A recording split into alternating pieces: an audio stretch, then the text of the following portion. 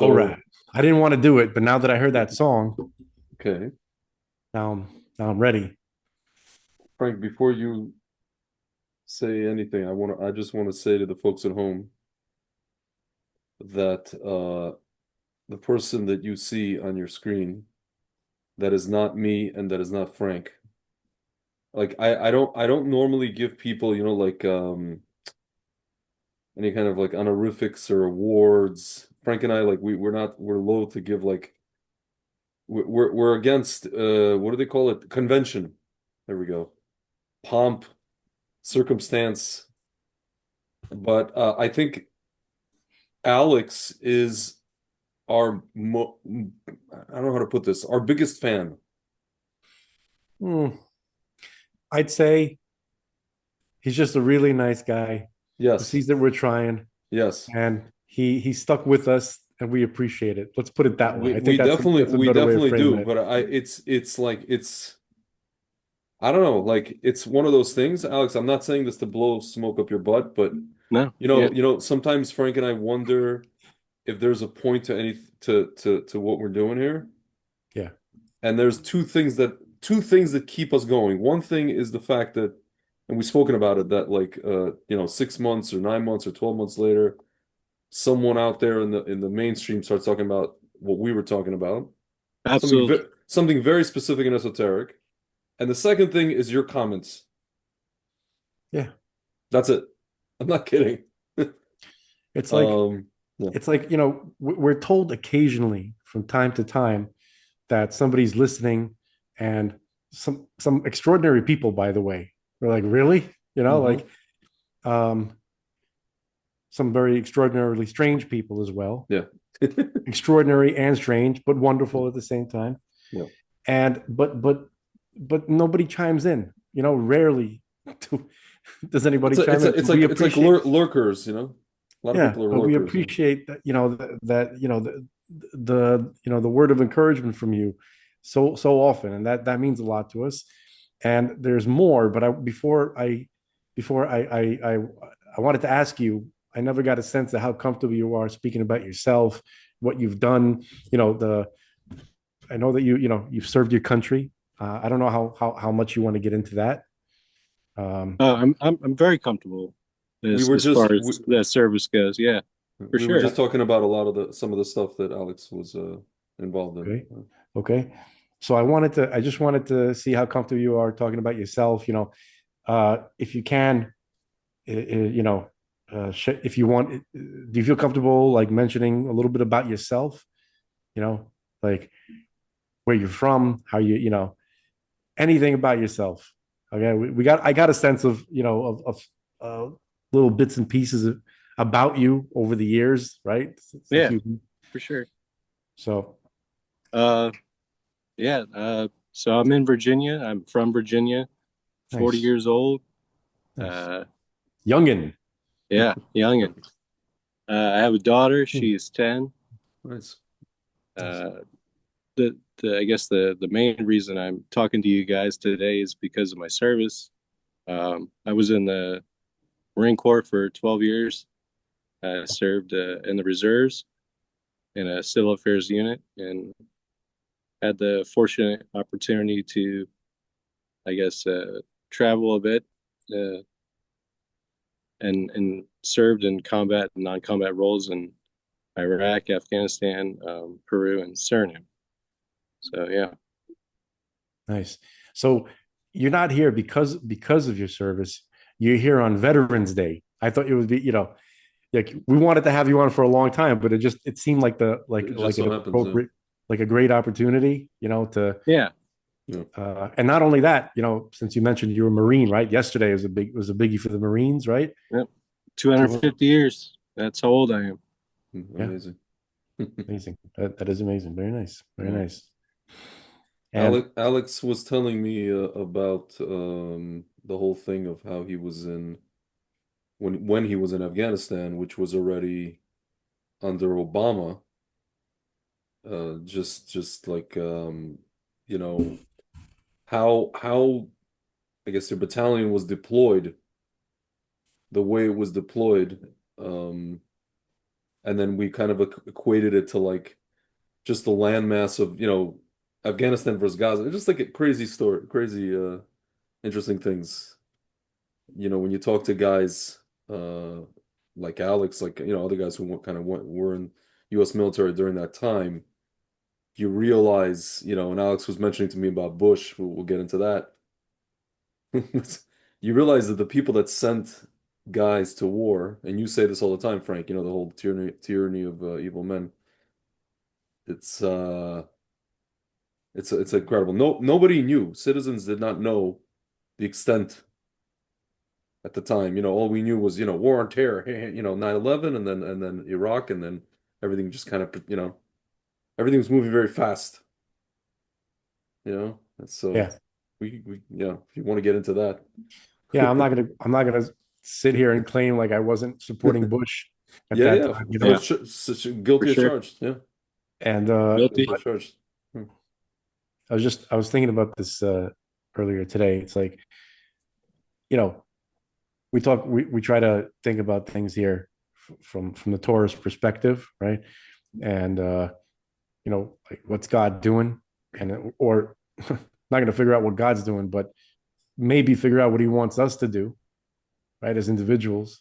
Like he gives us choices. We have to make the best choice that he gives us. We had a choice between Kamala and Donald Trump. Like we made the right choice. Me and Greg are a little bit unhappy with the way he's pushing Israel around. Uh, we might be unhappy about certain things, but still certainly much infinitely better than Kamala. At least we can come to that, right? I think everybody can agree on that.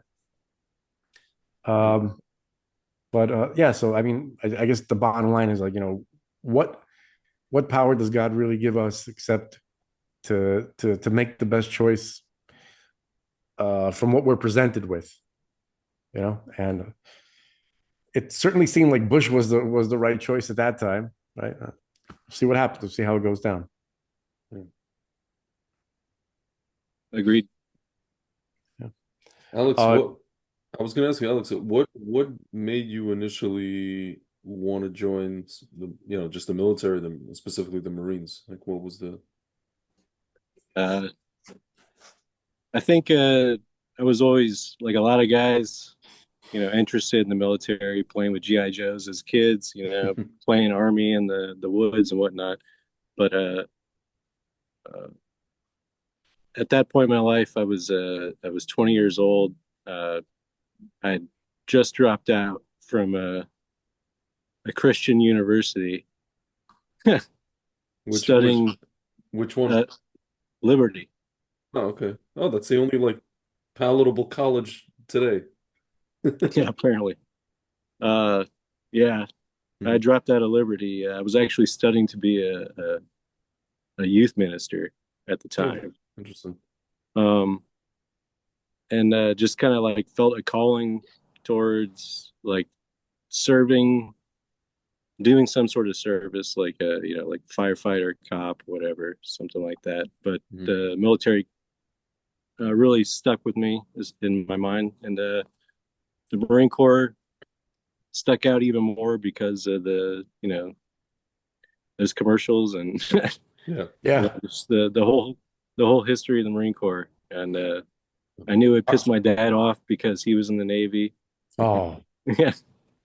Isn't Marine? But I was under the impression, somebody corrected me recently, but the Marines were just like originally an offshoot or we connected are to the Navy, just like the Air we Force originally was part of the Army. correct, and we and Yeah. we still are, even more so than the um, Air Force is to the Army, because it's its Yeah. own It's its like own thing. separate branch. So our funding comes from the Navy. Yeah. So the Navy gets its funding, and then we get a portion of that allotted for the Marine Corps. Yeah. Um, uh, and the fact that the Marine Corps exists is by an act of Congress. So at any point, Congress can decide they don't want a Marine Corps anymore, but it Interesting. hasn't happened yet. Yeah. I don't think it will. yeah, not to be cartoonish, but I guess like the basic idea behind Marines was like, sort of like berserkers that are kept in Yeah. like Hannibal Lecter cages until Yeah. it's time to release them on the battlefield, right? Well, And I the heard. sailors Well, I are heard like, it's. they really, Well, I heard it. What is it? The motto is "Kill people and break things," or that's the army. Who was that's you, right? That's yeah. they send That in Marines to fuck shit up Yeah. initially. the Yeah. tip of the tip of the spear. You know. Yeah, the Marines are sent in to cause the maximum amount of havoc and destruction and horror upon attack. If I This is how it was explained to me by some friends of mine from Brooklyn who were Marines. That sounded awesome to me at the time, and I also love that movie not Heartbreak Ridge. Yeah. I believe, yes. That movie is something that really made me like consider wanting to be a Marine. And I was very excited about joining the military when I was a teen, but then apparently I can't see or breathe or hear very well. And apparently that's frowned upon in the armed services. So Yeah. You need those, I guess. seeing and breathing, I suppose, is It's pretty important. Alex and I were just talking about how like he's what you said you were social Uh, uh Civil affairs. civil affairs. So basically, what he's describing, it sounds like a person would need some kind of degree for that, some kind of like social work kind of thing. No, You need a clearance for it. you need a clearance and like you need to have like a personality and be able to listen Yeah, and to be good empathize with at it. people. Yeah, for Yeah. sure. Uh, you're interacting with the locals. It's built upon this idea of you know what we were doing in Iraq and Afghanistan and nation wow. building essentially, where you're fostering uh, this idea of this national government that the U.S. is supporting. Yeah. That is going to be in the best interest for the local population. So you're dealing with local leadership. You're sitting down drinking tea with a village elder or a religious elder, or, you know, and just trying to establish some rapport with them and develop a relationship. And that's only part of the job, but that was a big part of it. So I have a question with you regarding what you just said, because I don't know if you've ever seen, there's a Russian movie called The Ninth Company. In Russian, it's called Devятая Rota. It won, actually in 2005, it won a Russian Oscar. And one of the scenes, it's show depicting the guys that went into Afghanistan in the 80s. This is already the wrap up, in 1988, 1987. Yeah. And they're sitting there and their captain is explaining to them, about Islam. And okay, so he's like, you're gonna sit in the house. 1 minute you're sitting in somebody's house, you're having tea, and it's haram to kill your guest. You cannot spill blood on your house. And then he goes, 1 minute you can be having tea with this guy, and then you step out of his house and he'll shoot you in the back. So did you feel like that was a possibility, or this is just like That you already was knew? Yeah, that was our life there. yeah, really. So yeah. So I wanted to. So this was you were doing this in Afghanistan. Specifically, we're talking about Afghanistan, but I was in Iraq as well, but it was different. Mm-hmm. Yeah. It's like Iraq was like third world, Afghanistan is old world, Yeah. Ancient You're world. talking like going back thousands of years. Yeah. In the sense of like the way that a lot of these people still kind of live. Yeah. Like Yeah, really tribal. Yeah. That's why this whole thing of like when they started announcing, I remember Rumsfeld, we're offering the $25 million for the capture of bin Laden. $25 to these people was like, you might as well offer them like literally just this, like some piece of toilet paper or like a leaf or something. I don't know. I'm offering you leaves. Yeah, I guess basically. Yeah, I was just watching Spies Like Us. I don't know if you recall this movie. It's one of my favorites. It's with Chevy Chase and Dan Aykroyd. Silly kind of comedy where they end up for the part of the movie, they end up in Afghanistan, not Pakistan, on the border of Afghanistan and Pakistan, and they end up meeting with the Mujahideen over there, right, and with the village elders and stuff like that. No, it's a terrifying scenario. It's like it's really the stuff that nightmares are made of. Like, yeah, like people meet like being around people with that kind of mindset who look at who look at you as an outsider, and you're gonna be like on a spit roast Yeah. at any moment. It's pretty terrifying. And in terms of Afghanis, I've never been to Afghanistan, but I have a good friend of mine from a long time ago, young lady who was Afghani, and she was I mean born in Brooklyn in the same neighborhood that I was, but her family was straight up like straight from Afghanistan, and got to know them a little bit, and yeah, it's insane how it's just absolutely mind-boggling how these people are. Um, terrifying, really, really terrifying. I'm just curious, Alex. So you said you were in Afghanistan. This was during Obama. This is Uh, 2009. is it true that they made it seem like there's like reports, Obama sitting there in a chair with remote control, just droning, or either he's doing it and like literally himself, or he's directing. Was that like something that's like overblown, or this is something that's like I I real would have stuff? no idea if that's even real. You know what I'm Um, talking about, though, right? There was like yeah, this kind of no, running joke. I think he dropped more bombs on Syria than anywhere else, Yeah, honestly. yeah. Um, and we dropped a lot in Afghanistan, but I think Syria was like a Mm, different story. I don't know um, from personal experience because I wasn't in Syria, but yeah. I can't picture Obama doing anything like like that. Like he would not, he's the Yeah, kind of guy who would order people to do all the stuff that he yeah. finds. He's not a man's man exactly, if you know what I mean. probably Like not. I can't picture him doing anything serious. He He comes he across as a catcher, you know. I was gonna say A little bit. he's a man who belongs to a man. That's possible. He's It's very possible. If you want a to say he's a man's man is man's different. man, I No, know. no, no, Yes, no, no. yes, You're talking about a kept man. yes, That's different. yes. We're not. He's a He's a big spoken Mike. for Big man by Mike kept another him. man. Yeah. Yeah. Um.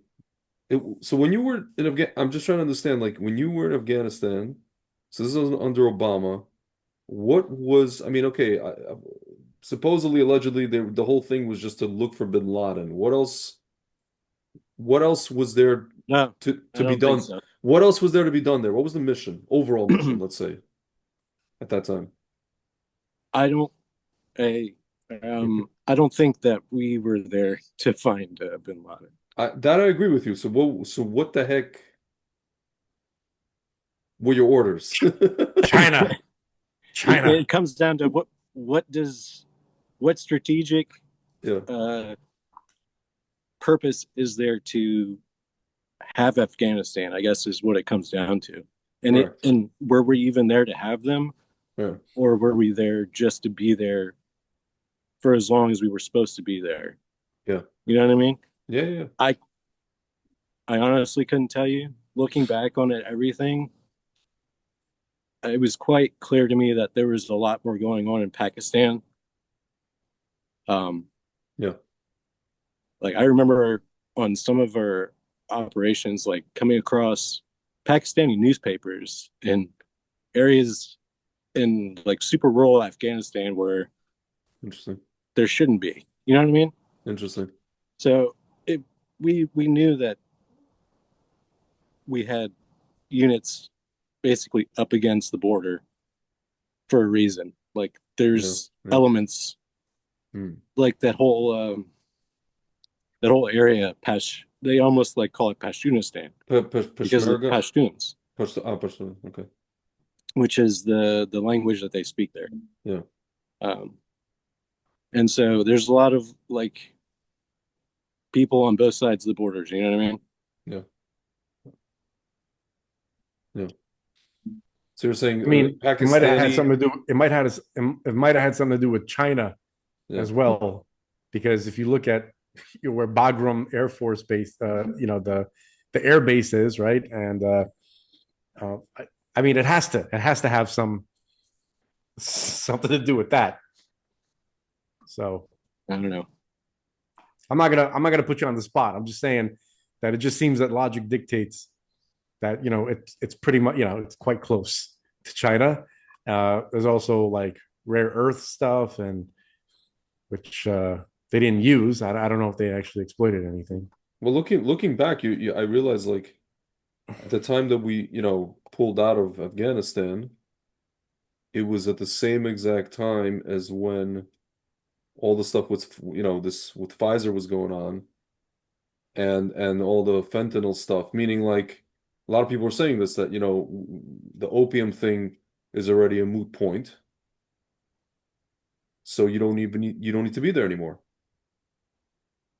It just seems like everything was connected in that way. Yeah, Fishy, fishy. very. There's one Um, more. Go There's ahead. there's one more. Like just this is just kind of I'm throwing it out there, but uh, obviously it's unrelated. So, this is a more serious topic, but like studying kind of like the UFO topic, from the military perspective, like you hear things, right? You hear Yeah, you hear that there are like factions within the government that are kind of like religious, or they make decisions and they do things based on religious ideas, perhaps. Okay, so I'm wondering, like, because it's interesting the wording that you used, Alex. Well, you said, we had to, we had to be there for as long as we had to be there, right? And I'm wondering if the placement of U.S. soldiers doesn't have something to do with somebody's interpretation of biblical prophecy and how things are supposed to be uh, it's unfolding. it's uh it's very possible that could be the case. I personally don't know, but nowadays, the more I think about it, looking back on it, like, why were we in Peru? Why were we in Afghanistan and Iraq? Like, what? Maybe, you know, the conspiracy theorist, side of me wants to think that maybe we were there for something else entirely. And then the logical side, Yeah, almost is leaning towards that too as well. At this point, sure. it's bizarre. It's maddening. Never going to get a straight answer, for Like, sure. why did we raid the places we raided first when we went into Iraq? Like, we went in to get stuff. What we were trying to get. Well, The George story was Tsoukalos, WMD. from Ancient Yeah. Aliens. Remember, he's like, Yeah, "There's a UFO Yeah. under a ziggurat. They came there, right?" Yeah. Yeah. And I'm starting to think like, I'm not saying it's aliens. yeah, like that would make sense. You know what I mean? Like something vastly, some kind of like amazing relic that needs to be secured, right? So Yeah. you have to send in, you secure the area before it gets into Listen, something. Saddam Hussein had this whole running theory about himself that he was like a partial or a full reincarnation of Nebuchadnezzar. Yeah, Nebuchadnezzar. that is There, what he said. yeah, Yeah. no, he said Exactly that, what and he then said. and then what did he do? There was that, but there was also he took some of his blood and then he wrote a Quran in his own blood. So he wrote a Quran in his own blood. I guess he thought he was also connected to Muhammad, but also he's Nebuchadnezzar. So he's running like the modern Bavel with the Quran and with this whole like combined. It's kind of like Zoran Mandani, his the caste that he comes from, the Indian caste. They're called Khoja. They're originally, I read about these guys. They originally were like the English used to call them the Mohammedan Hindus. They combined Hinduism and uh, Islam. I thought that was the thuggy, like the I don't. dudes from Temple of Doom. That could also it was similar, similar. So Molaram, with yeah, yeah, the yeah. It almost it seems like there's a lot of this kind of stuff going on, that whole part of the world where it's like, you know, um, they understand who they are in a way, you yeah. know? There's no, we that's been a theme on the show. Yeah. We understand that the people who are kind of making the decisions, various Gnostic fruitcake kind of cultists, so to speak, right? Competing factions, kind of like, the two big competing Gnostic cults of the 20th century was National Socialism and communism. Like those are just two, not a nickel's worth of difference between these two like secret Gnostic religions, but it was different. The difference was enough to fight a war to kill half the world over it. And so, we have to be aware that the motivations of the people who are making decisions aren't very they're stupid, and they're abnormal, and they're weird, and they're not sharing their reasons with us. And I wish that, if there's one thing that this podcast I wish would accomplish, right? If would be like to get people to understand that the people in charge are fruitcakes. They're weird. They're very strange, and they believe things that you wouldn't believe if you're a regular guy. Um, and if people understood that, I think things would be different. I think people would be less compliant. At least, right? At least we can get them to be less compliant. Um, yeah. So, What so did how? you? So Hmm. can I? I don't want to change gears too much. Maybe we could talk about. But I just wanted to know how you got interested in Torah in the. Well, I could kind of guess my way through it, but I wanted to hear it from you if you're comfortable talking about that, like how you got interested in the Torah topic and. Sure. Uh, Without going into too much detail personally, it just However much you're comfortable, yeah. sure, yeah. I was in I guess a particular place in my life, and I had spent some time away from church, so to speak, from a Christian perspective. Um, Not necessarily away from God, just away from the church. And I I was calling out to God, and I picked up my Bible and started reading it, and started to realize certain things as I was reading it. And I had a lot of questions that, even from someone who was studying the Bible, like from uh, at a university perspective at least, that the church wasn't able to answer, and that drew me towards the source of where that came from. You know what I mean? In the sense that, starting uh, with God, and then reading the Torah, or excuse me, reading the Bible as I was at the time. But it was the Torah. Uh, Started to realize that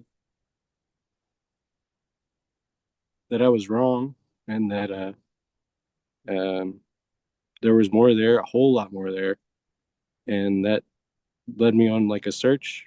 And that's when I realized that there was truth in the actual Torah, the Hebrew Torah, and and that's kind of what led me to you guys, like reaching out on the internet, because I'm coming from a perspective of uh, being completely lost, in the sense of any kind of religion I studied outside of Christianity was either Islam or some sort of Eastern religion, based on like where I was. You know what I mean? Yeah. Um, I just wrote off Judaism from the perspective as a Christian as, okay, yeah, no, that's just like where Christianity came from, you know. But that's not. I realized that wasn't the case as far as writing Judaism off. Um, and so I reached out, I guess, in the best way I could, which was looking for, people that are talking about the Torah on the internet, and that's when I found your guys' channel.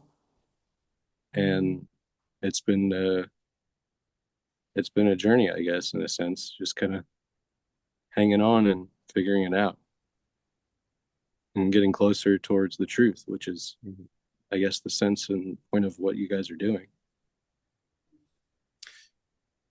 it's at this point where I'm slightly panicking because I'm hoping that that we're not your only Torah kind of like source. Like we do touch upon it. Like basically, this podcast is sort of like the basic idea is like two guys, let's say in yeshiva, right? You're studying, right? And then at the end of the day, you're kind of like thinking about the stuff that you might be sitting in the dorm talking, smoking cigarettes, uh, talking about broads, but like at certain moments you recall the Torah that you learned. You try to like see the world through the Torah lens. And the conversation is what ensues, and that's what this podcast is. So it's not what's going on necessarily in the study hall, but it's what's going on in the dorms after you kind of digest the information, and it filters through the mind of a Baal Teshuva kind of guy, like somebody either like a convert or a Baal Teshuva, somebody who, let's say, came from a non-religious background and then sort of like engaging with Torah for the first time. And so that's what these conversations are about. So um, speaking to you now, and hopefully, if you stick with us, me and Greg pledge, and I'm speaking for him now. I don't doesn't matter what he says. We're literally gonna start talking about like the Torah portion, like during these podcasts. We're gonna actually study and review, and we're gonna maybe even summarize the Torah portion and bring out um, interesting aspects of the commentary per week. What say you, Greg? I'm on board. All right, all right. I just have a question for Alex, and I hope it's not like intrusive or like I don't know how to put this. Is there anyone in your family who is Jewish? Um, yeah. So Hmm. I do have, I guess, Jewish ancestry in the sense of, somebody way down the line. Mhm. But the last like actual like practicing Jew in my family would Mhm. be like a great uncle type Oh, person. So okay. far removed from Sure. anything. And then, you know, uh,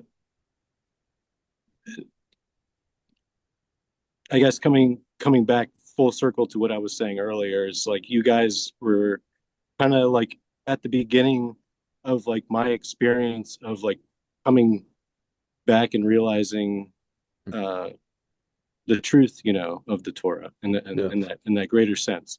Yeah. And then that's stuck with me this whole time. You know what I mean? Like you guys were Yeah. at a point in my life where you were at the beginning of that realization of coming back to Hashem. Hmm.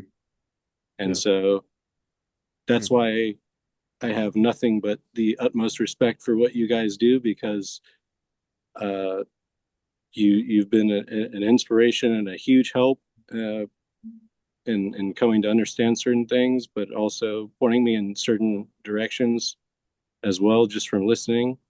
And uh, it's just been great. Nice. So appreciate that very, very much. Yeah. It's very nice to hear that. We're gonna do better. Thank you. I'm Thank you. trying to, I'm thinking back to, some of the stuff we're talking about, and I'm like, maybe we could, We're trying to curse less, we're trying to be on better behavior, try to talk more Torah and Yeah. less, you know, even though in our mind it's Torah. No, Do you but know what that I mean? is Like that is it's like, yeah. Yeah. but All this, I was just watching the guy that wrote I forget his name. He wrote the book American Psycho, and then obviously they made the movie based on it. I was watching an interview with him, with the writer, and he was talking about he wrote a book recently about his experience in high school. So the guy was in high school his senior year, that it was 1981. And one of the things he said was like, part of the reason I wrote this book was out of, once COVID hit in 2020, it was out of like almost like a nostalgia that, those times were better than today. He's like, COVID highlighted that for me. So, so me and Frank, it's kind of like, you've heard us say this many times, but I'm saying it for the audience, like, it really is Torah. It really is Torah. And when you think about that, it's almost like there was like a light illuminating the world at that time, you know? Relatively And speaking, yeah. relatively speaking, and Yeah. getting closer and closer, like in the 80s, I remember as a kid, like getting closer and closer to like, like I'm from Soviet Union, so the collapse of the Soviet Union. So that was like everybody felt like, oh my God, okay, like that's it, like peace on earth, that's it. Like it's the end of like basically end of history. And then when you look back on it through like the Torah lens, you're like, wow, that was like the Mashiach time. Or maybe it was just like a flash just to like prepare, just to show us kind of like what's possible, right? So that's why, Frank and I always go back to like these movies and that time and this and that because, and even maybe even like the beginning of the 90s, mid 90s, because everything after that, it's there's nothing happening. There's literally nothing happening. Basically, the idea is it's not like, you know, I think we're realistic about it. We understand Yeah, that, in the 80s, people didn't appreciate it. of course. It was just the world, you Yeah, know. yeah. It's just, but when the light turns off, you didn't know the light was on until it's turned off, and then you feel the darkness and the cold. So that's kind of like there was a sense of that. I sensed it very strongly.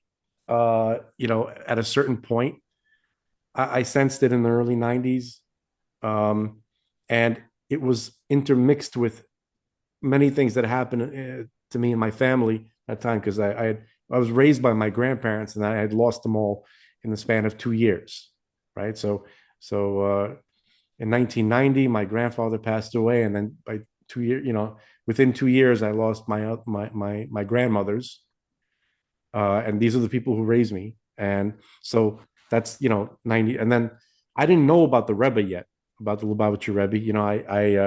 I didn't know anything about Torah really at all. I didn't know what Shabbat was until I was like 14 years old. In terms of like Judaism or anything Jewish, we were I came from a very ignorant family. Greg, his father had some more, a little bit, a little bit more insight into that, his father, but my family. Um, it was, the world had shifted very, very, like very radically, and and I started people say start becoming religious, but I started becoming aware of Torah, uh, first year of high school, a little bit before that, and during that time, the world was getting slimier and slimier and slimier because we talked about it. We've dedicated episodes to OJ and the effect that OJ had on the world, and Clinton and all those like porny, filthy, scandalous kind of like events that like left this like layer of grease on the world. Reality TV. Yeah, That's where it's reality like the TV whole started. world became like, like the floor of a movie theater, Yeah, essentially. yeah, Everything felt like that.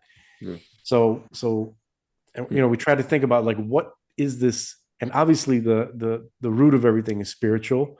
So, what was happening to the world? Um, so, we look to the Torah to to tell us, to explain to us, what was going on, and certainly seems to line up perfectly, you know, Yeah. with what is supposed to be happening in the end of days, with Mashiach and the darkness that was promised. Um, so that's how so, but essentially that is a little advanced because, Hmm. the people who are watching, who could see like what we're trying to do in terms of like extract the Torah concepts out of world events, have like already like a solid familiarity with these concepts, and so I think we take that for granted. Maybe we Yeah. shouldn't. I We almost get probably the shouldn't. Probably shouldn't, right? Yeah. but I almost get the feeling that Alex, I think you and you're included in that. It's like the people that do somehow find us in the haystack, or In the come ether. in the ether. They already tend to be, not always, but they tend to be more initiated. And if they're not initiated in terms of like, terminology or any kind of, like nomenclature, they already, it's almost like they know exactly what we're talking about, even if they don't know the definitions, if that makes any sense. You I know what I got the mean? sense That that does make sense. Yeah. Alex, I got the sense that you follow, you know what I mean? Like that you basically kind of like have an like intuitive sense that like you get what we're talking about. Mm. Um, so I wasn't really talking about you in Yep. terms of like, we shouldn't take it for granted that, that not everybody understands what the hell we're talking about. I got the sense that you get it. Um, but no, I'm saying you gave me something to think about though, in terms of like others that may be watching. So Alex, when you hear me talk about the like dating in the Jewish world, how does it make you feel? Uh, it it's Does it detract you? Does it encourage you? no, Does it like you're just like, oh, I'm staying away from them? it's already something foreign, so Yeah, like conceptually yeah, for me. yeah. Uh, but no, I don't think that you give off a vibe where you're telling people to stay away from it necessarily. I'm not telling people to stay away from it. All I'm just saying, like, I'm asking this. I'll tell you why. I was talking to a friend today, and he's a convert. He lives in Jerusalem, and he straight up told me he's like 33, I want to say 34. He straight up told me that he didn't know about any of the stuff that go, like dating in the particularly in the Orthodox world. And he goes, I didn't get the memo. And he's like, had I known, I would have tread more lightly in terms of just even, so much as converting. Because, you know, it's not it's not easy. Like that's an understatement. Let's put it that way. And that's why I say, like for a person like me, if it's not easy for me, it's definitely not easy for him.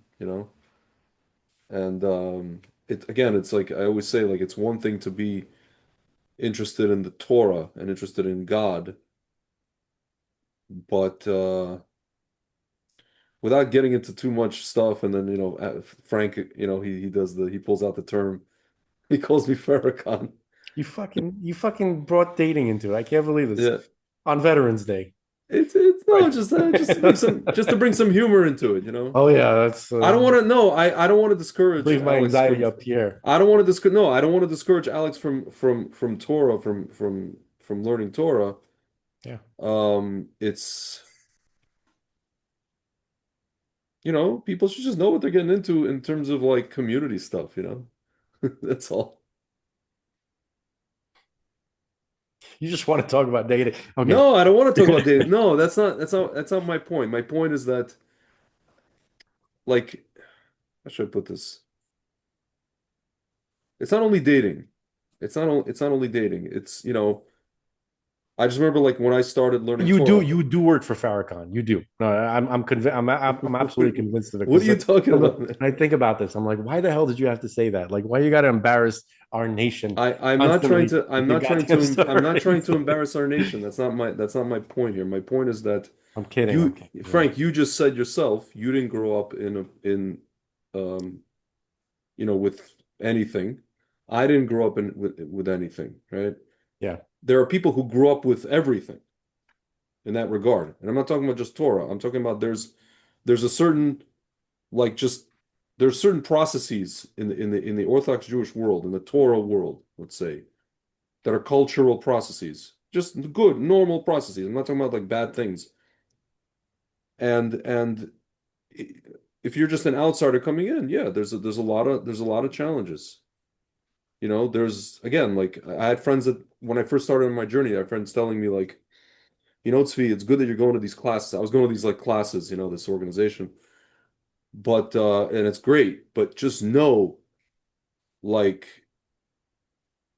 these folks grew up a certain way and like, you grew up a certain way and like unless you join like kind of like their tribe, you're gonna be like on the outside, you know? Torah's Torah. Yeah, it's great, but like so I kind of have jokingly asked that question of Alex. You I know? I It's never. not, you know what I mean? I got you. I just wanted to say that Alex.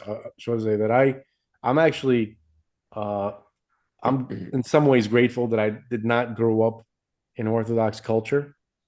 I have nothing. Obviously, I have nothing against it, and they are, and I have to recognize that whatever Torah exists in the world is that culture. The Orthodox Jews are the ones Yeah. who maintained it, and they brought it to this point.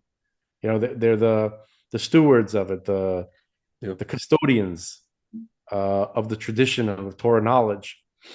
But at the same time, I'm kind of happy that some aspects of the culture didn't reach me. That I kind of like call it escape velocity, meaning like because my connection to Torah is not through the culture or somebody that I know, it's through the Torah. It's because of the Torah. You know what I mean? Like I grew up in Brooklyn, and it's kind of like the neighborhood was like there's Russians, there's Chinese, there's Italians, there's Irish, Puerto Ricans, and then you see Orthodox Jews. You know what I mean? And it's all in this kind of in the same thing. And then I didn't know the difference. You had Syrian Orthodox Jews and Ashkenazi Orthodox Jews. Doesn't matter. And I never looked at the Orthodox Jewish community like, oh, I want to be a part of that. It looked weird. It still looks weird. Okay. And so my connection to it is because of the Torah. So when I found out that the Torah is actually real, that it's not some book that some nice men wrote, just that basically you guys have probably heard this, but I did believe in God. I didn't necessarily believe that the Jewish books. Squeaky's biting the shit out of me. I didn't necessarily believe that the Jewish books were better than the Muslim books or the Christian books or the Hindu books. I thought that everybody had their good points and so on. It was very diplomatic. I didn't know anything about it. But when I realized no, reality is a little different than that. Reality is not as convenient as that. There is actually a communication that God left for mankind, and he communicated to the world at a very specific date at a very specific time, and he delivered a document. Okay, and he delivered that document in a certain language, and it was encoded with infinite information, and it explains precisely what he wants from mankind and how he wants it and when he wants it. When I realized that was the actual reality, then everything changed. Okay, which was around that time that we were just talking about a few minutes ago, the early '90s. So, so I'm glad that was my connection to Torah, because it seems like even though in the Orthodox, I'm going to be Farrakhan now for a second, even though in the Orthodox world, yes, it's the scholars in the Orthodox world that delivered that information, that maintained it. It doesn't seem that everybody in the Orthodox world does everything for that reason. A lot of it is just culture. A lot of it is just tribal stuff. It's not as bad as other things that I've seen, but it's not. Sometimes people just do things to kind of go along with it. They're not really into it personally, or they're not invested in it. It's just they grew up in that kind of culture. I don't like that aspect. I want to stay as far away from that as possible. And so, but thank God, there's so much information out there. Like if I became religious during the internet, Mhm. things would have been different. Like I would have not went to the places that I went to and done the things that I had done, I think probably Yeah, I was always gonna say, it's Frank. You had a very, out of all the people that I know who were called, called Balei Tshuva, you had a very unique path after, like whenever you found Torah, you were 14, 15. First of all, even just fi doing that, you're in high school, right? So you're like in a, at first you were like in just a regular secular, junior high school. I was a Sheepshead Bay High. Then you went to, I guess, what, Sinai Academy, but like even then, like it's not easy to be like the only Orthodox guy among your friends, and then you're going to like club. Like, dude, when I became Orthodox, I stopped all that shit. Pardon my language. Yeah, you I went I native. I went in. Yeah, I listened to Rebbe Mizrahi who was talking about clubs, and then I walked one day, one evening. I walked into a club. Speaking of slime, after all, being in these places for like years and years and being a DJ and everything. Gehenna. No, I felt disgusted. I couldn't look at the girls Right. anymore. I couldn't be around it. I felt the darkness. I felt the tumor. It's not that I went native, it's that I just started feeling things once I got Torah in me. I couldn't be like doing the stuff that you did. You were around all those, like those guys that I know, like we both know them. I would never be able to do that. I wouldn't be able to do that, nor would I even want to talk to those, like you tried to convince them and, have them sit down for 15 minutes and listen to me for 15 minutes and sit still. I didn't have any desire to do that because I'm like, this guy's gonna listen to me.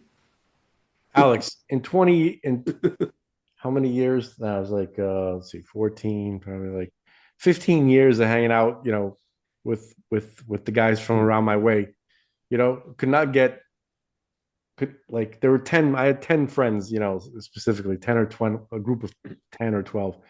And I couldn't get like but three of them to sit down for 15 minutes in that entire 15-year period. Okay. A minute a year.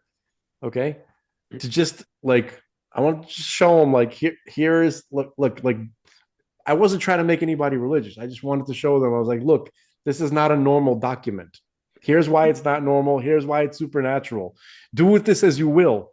Okay. I don't care Yeah. what you decide to do. Okay. But no, here's a fact. There is, I can show you that there really is a creator and he really did deliver a supernatural document.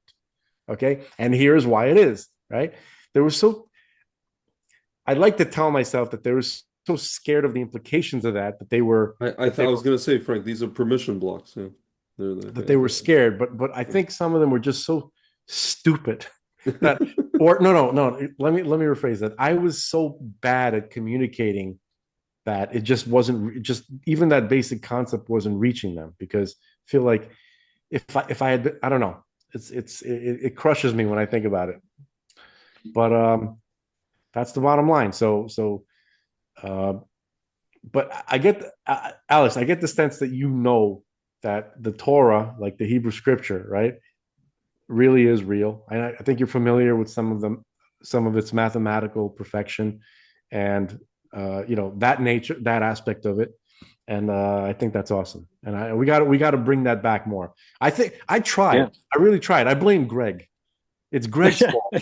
I because he wants to talk about there's like, there's a I want to phrase talk about we have Torah like because he You're wants the to talk about scapegoat, freaking bro. relationships. I don't God want damn to it. talk about that stuff no more. I'm done talking about it. I remember like I remember like remember we were trying to like do a whole series on the Hebrew letters and you were like falling asleep. I was like, I can't keep this No, motherfucker but awake. no, because the Hebrew letters is very it is it's not I don't want to use the word dense subject, but it is dense in the sense of that, the way Hashem created these things. Like it's funny that last Shabbat and this Israeli lady who's like a friend of my parents came over just to start my parents on Aleph base. Just letters, Hebrew letters. Yeah. And if you don't have a primer for this stuff, even if you're like somebody who has like a second language, like my parents have Russian and English, right? You don't have a primer for Hebrew, so you're sitting there and you're like learning new letters that kind of some of them look like, maybe Cyrillic or stuff in English, and others don't. They look like some kind of calligraphy, right? So you're learning this stuff. And then when you're getting into like, okay, so she was explaining, okay, like This is why this word has, because there's like, for example, right, the letter tzadi, and then there's like the letter, and then there's the final tzad, the tzaddik at the end of the word. So when does this use it? This kind of stuff, right? And and then it gets like Kabbalistic, like for example, the Aleph, right? It's like a vav and two yuds, and this whole thing. Yeah. For uninitiated people, it could be just, yeah, it could just be very, very, very, very daunting. You know what I'm gonna do? You know what I'm gonna Yeah, do? As you're saying what you're saying. yeah. Alex, I'm gonna do this with specifically with you in mind and anybody else who's, of a similar mindset can benefit from it. I'm gonna do I'm gonna do rogues, Alex. Rogues. But I'm gonna focus it on specifically on the Hebrew letters. But before I continue, I just wanted to get a sense if unless you're not comfortable talking about it, are you do you have any interest in studying Hebrew, or have you like uh have you attempted that, or Um, yeah, I've attempted it. It's a fight, mentally, I guess, for me. I don't know. Um, but you know, um, I know that the being able to read it in the Hebrew is super important. Um, I often rely on interpretations from you know uh, rabbis and whatnot as far as reaching out for material because someone else wrote it down, to understand it. And that's just kind of what I'm working with at the moment. What I do realize is that there's there's so much to the Hebrew letters, and that I realized that I needed to at least attempt to start trying to understand that. You know what I mean? Like just to start to grab onto it, just sensing some sort of depth there and understanding. Um, and then, similarly to you, I guess coming across like Torah code and realizing that we're dealing with something that it was given to us from outside of this known universe in the sense of what we consider the universe. You know what I mean? Reality.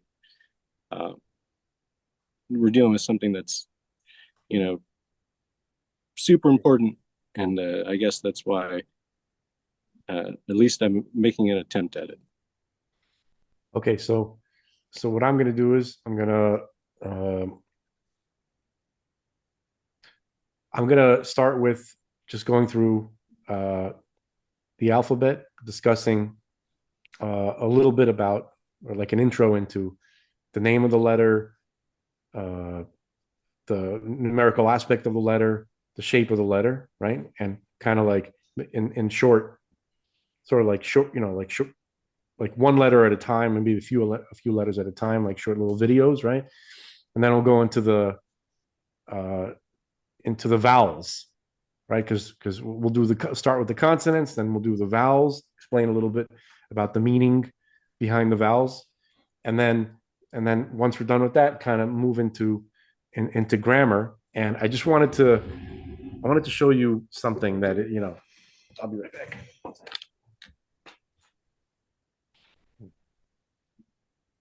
There's a book that my wife decided to put away somewhere.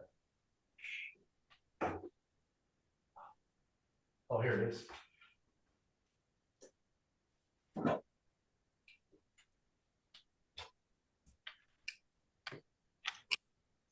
So I'm kind of sorry, Squeaky. I'm kind of dense, and I've been kind of through the ringer in terms of trying to find material that sticks to my thick skull, Yeah. uh, or penetrates it.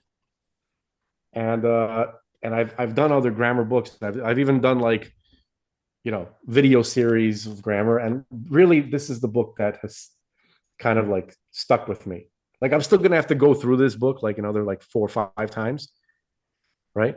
But I could not recommend this more.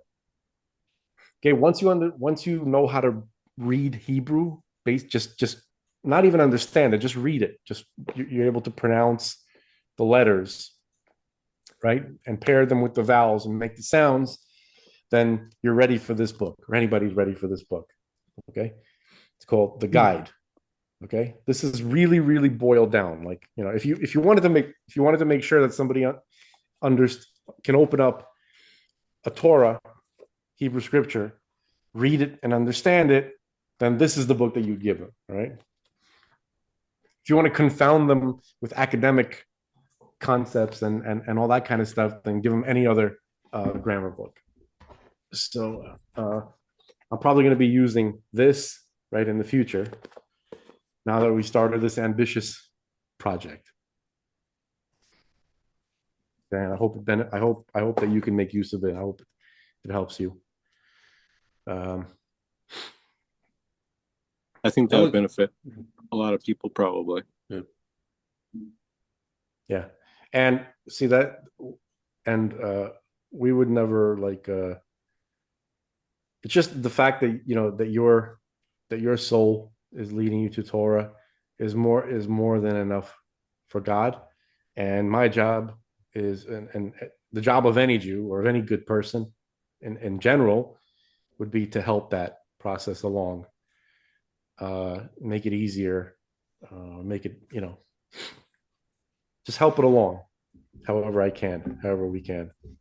So we're going to do that. It's still relatively a new year, right? So it's not too late to start a good project this year. So we'll do that. Like that alone was reason enough for this, for you coming on. So. Well, thank you. That's all you, that. Yeah. And the Torah is for everyone. You don't have to be Jewish. Yeah. God gave it to mankind. That's that. Alex, I have a question for you. Yeah. Maybe related to Torah, maybe not. During your time in the military, did anyone speak about anyone? I mean, your superiors, anybody above them, speak about UAPs in the least bit? No, I never personally experienced anyone like legitimately engaging in that kind of conversation. I mean, outside of speculation of talk around like the smoke pit, but it's not. It wasn't anything based on any kind of conceivable reality from where I could see. Did you hear that kind of story? Stuff seems so far removed from anything that we would have been involved in anyway. I'm asking because there's like this whole lore about guys. I don't remember what year this is. This is definitely after 9/11. Guys, some unit was in Afghanistan, and they saw like this giant. The Kandahar giant. This thing. Was that like a thing, like a talk amongst you guys, or just kind of? It was, just no one had anything on it. Like no one was even talking about the Kandahar giant at the time. Like really? there weren't like videos out there of really people talking about it that any of us ever. But people talked about stuff like that. Like you'd hear stories about like shadow monsters, like in Iraq, but it's just like you don't. Who knows? You're just some people talking about it. So to us, it was just some, more shit talking kind of stuff. Just lore. Yeah. Sure, Alex. Sure, we believe. I'm just kidding. No, he has clearance, so I was just I had a clearance. I don't have it anymore. Right. So you're out like completely, like you're just civilian. And there was a time when I still had my clearance as a civilian, but it's since expired, and So, you revealed something to me that I didn't realize. I had, for some reason, I had the impression that you found us because I thought that you had been following or been aware of my brother, like during COVID. Um, Um, that's not how I found you. Um, I've actually found before I found Greg's channel and at first, and I don't think that there were videos with you on it yet. Yeah. I had heard about your brother, but I didn't know that you were even the same Zelenko until you guys started your show, and I actually saw who you were, or whatever. Well, at the time you weren't showing your face, but wow, that's bizarre. Usually people kind of, find me on the periphery of my brother and that kind of thing. That's I, interesting. I no, I dragged Frank kicking and screaming into the I told spotlight. him I shouldn't have shown my face on because look what happened. Like Right. I was better as a You're disembodied saying voice. you're saying we got zapped because of that. No, No, because oh, you could have gotten the good looking guy and you had my voice, right? Look what they're doing with AI now. It would have been amazing, right? Maybe we could still fix it, Greg. we could it's fix it. too late now. We've crossed the Rubicon. It's over. The Rubicon. That's right. And not only across Rubicon, we may now get a. I'm coming to visit South Florida. We may get like a doc, like a legit studio, at least to maybe film once in a blue moon. Yeah. How about that, Frank? I better have like a neon palm tree behind me, like Yes, the yes. South It's Beach. gonna look like Andrew Schultz and I don't and know who that is, but no, there's these sounds guys nice. all these guys that have the podcast. They have like the neon signs and like the Yeah. palm trees and they have like drinks. Well, Alex, I'm making an executive decision. If you're ever listening, actually no, we're not doing this live anymore. Yeah, we're not doing If stuff. we ever decide to do Oh, you this mean live to? again, Yeah, and you and should and you jump have and, in. Yeah, and you happen to tune in and you feel like you want to say something, you're always welcome. Well, I appreciate that. yeah. That's a lot of ifs, right? We gotta do Yeah, that. The live stream thing again. You said you're in Virginia, right? yeah, Was it? It was this year that you guys had the governor yep. thing, right? Oh yeah, Oh, you Um, got a I, you got a crazy governor now, right? Like, dude, yeah. I'm trying to understand. Like, Virginia is And the does uh, Vir- the uh, does the Virginia attorney think of general. itself? Oh, Sorry, I was also, going to say the attorney general too, you also voted for this person. Oh. Jay Jones. I don't know if But you guys heard that. does your state think of itself as the South? No, They don't. Virginia's not the South. so, parts of Virginia are, but Uh, the thing is that Northern Virginia holds so much of the population based on its like uh, geographic relativity to DC. You know what I'm saying? So it's a highly populated area, and it's very blue. hmm. Yeah, West Virginia is is the country. Yeah, That's it's not South, but that would yeah, be the South yeah. kind of part of Virginia. They Yeah. made a different state. They're like, It's like West Virginia. yeah, they're like, we're not. There's even a joke I tell, which I won't tell now, about West Virginia. I'll tell it off camera. Not 95. Did I ever tell you this joke, Frank? No, I never heard The your the West prof the Virginia. professor who moves to West Virginia from New York. Alex has this look on his face like you may know this joke. Okay, go ahead. No, the punchline is very. Oh, okay, Oh okay. no, it's a joke that Norm Macdonald told in a different permutation, Frank. What are we talking about here? You know the joke, No. the doghouse joke. Oh, And then okay. at the end, he's like, well, the way Norm Macdonald tells it is less, actually, ironically less. That's the logic joke. Yeah. The What does that have deductive to do with reason West Virginia, because though? it's set in West Virginia. Oh, I don't, Yeah, I don't and the, recall and that. the, and the, and the guy has an accent. I mean, well, not the professor, but his neighbor has an accent, like a Southern accent.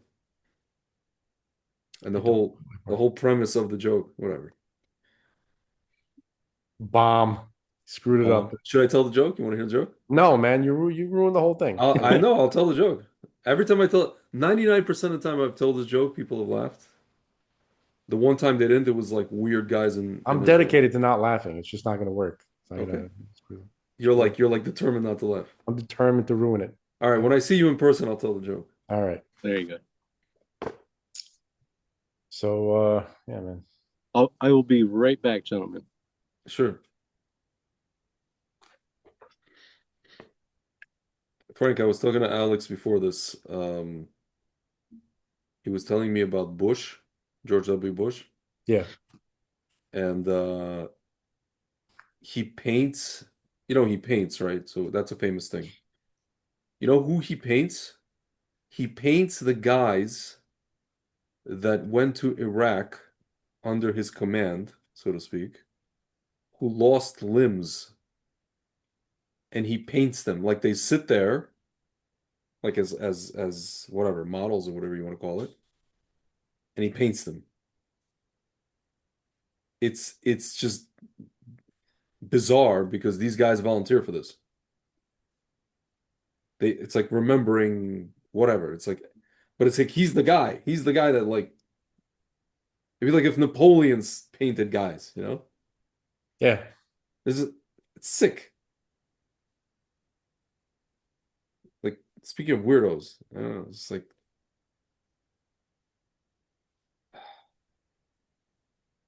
I mean, obviously the the pretext is that he's doing it to honor them, right? He's trying to honor supposedly, those who. allegedly, yes. Yeah. Yes. Alex, I was just telling Frank about the whole thing you told me, the Bush painting these guys. Yeah, that's some wacky, wild stuff. Wild stuff. So he thinks that he thinks you think it's really hard to imagine like a person with such a dark heart that you know it has to be that he thinks he's honoring them, right? And certainly the soldiers believe that, right? Otherwise they wouldn't volunteer for that. Yeah. But I wonder what his real what his I don't know, Yeah. man. I think it was maybe something darker than what they thought it was. You know what I mean? Yeah, no, that's definitely possible. It's just when you think about the reality of what kind of the darkness that a person has to have inside of themselves to do something like that, it's terrifying. It's pretty terrifying. You know who else lives in Virginia, by the way? Max, my buddy Max. Oh, Was it Charlottesville? Am I saying that? Charlottesville. That's right. Yeah. He's my. I know somebody else who lives around mysterious Roanoke.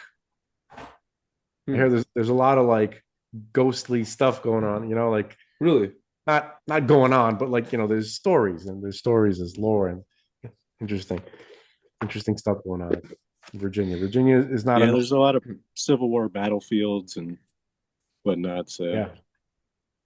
Also, like there's Washington stuff, like that's his state. Like, yeah, we have more presidents come from this state, I think, than any other. Is Jefferson's from there? No, he's not. He's a New Yorker, man. He's from no, I know he lived in New York, but I always thought he was originally from Virginia, I think. No? I think a lot of them were born there in Virginia.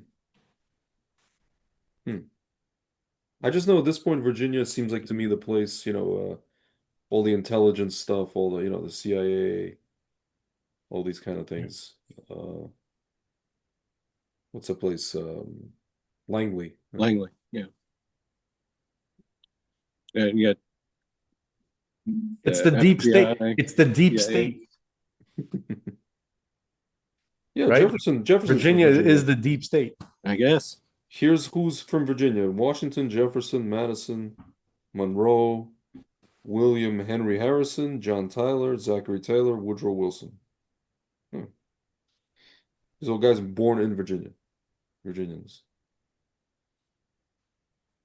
We haven't had anybody since Woodrow Wilson over there.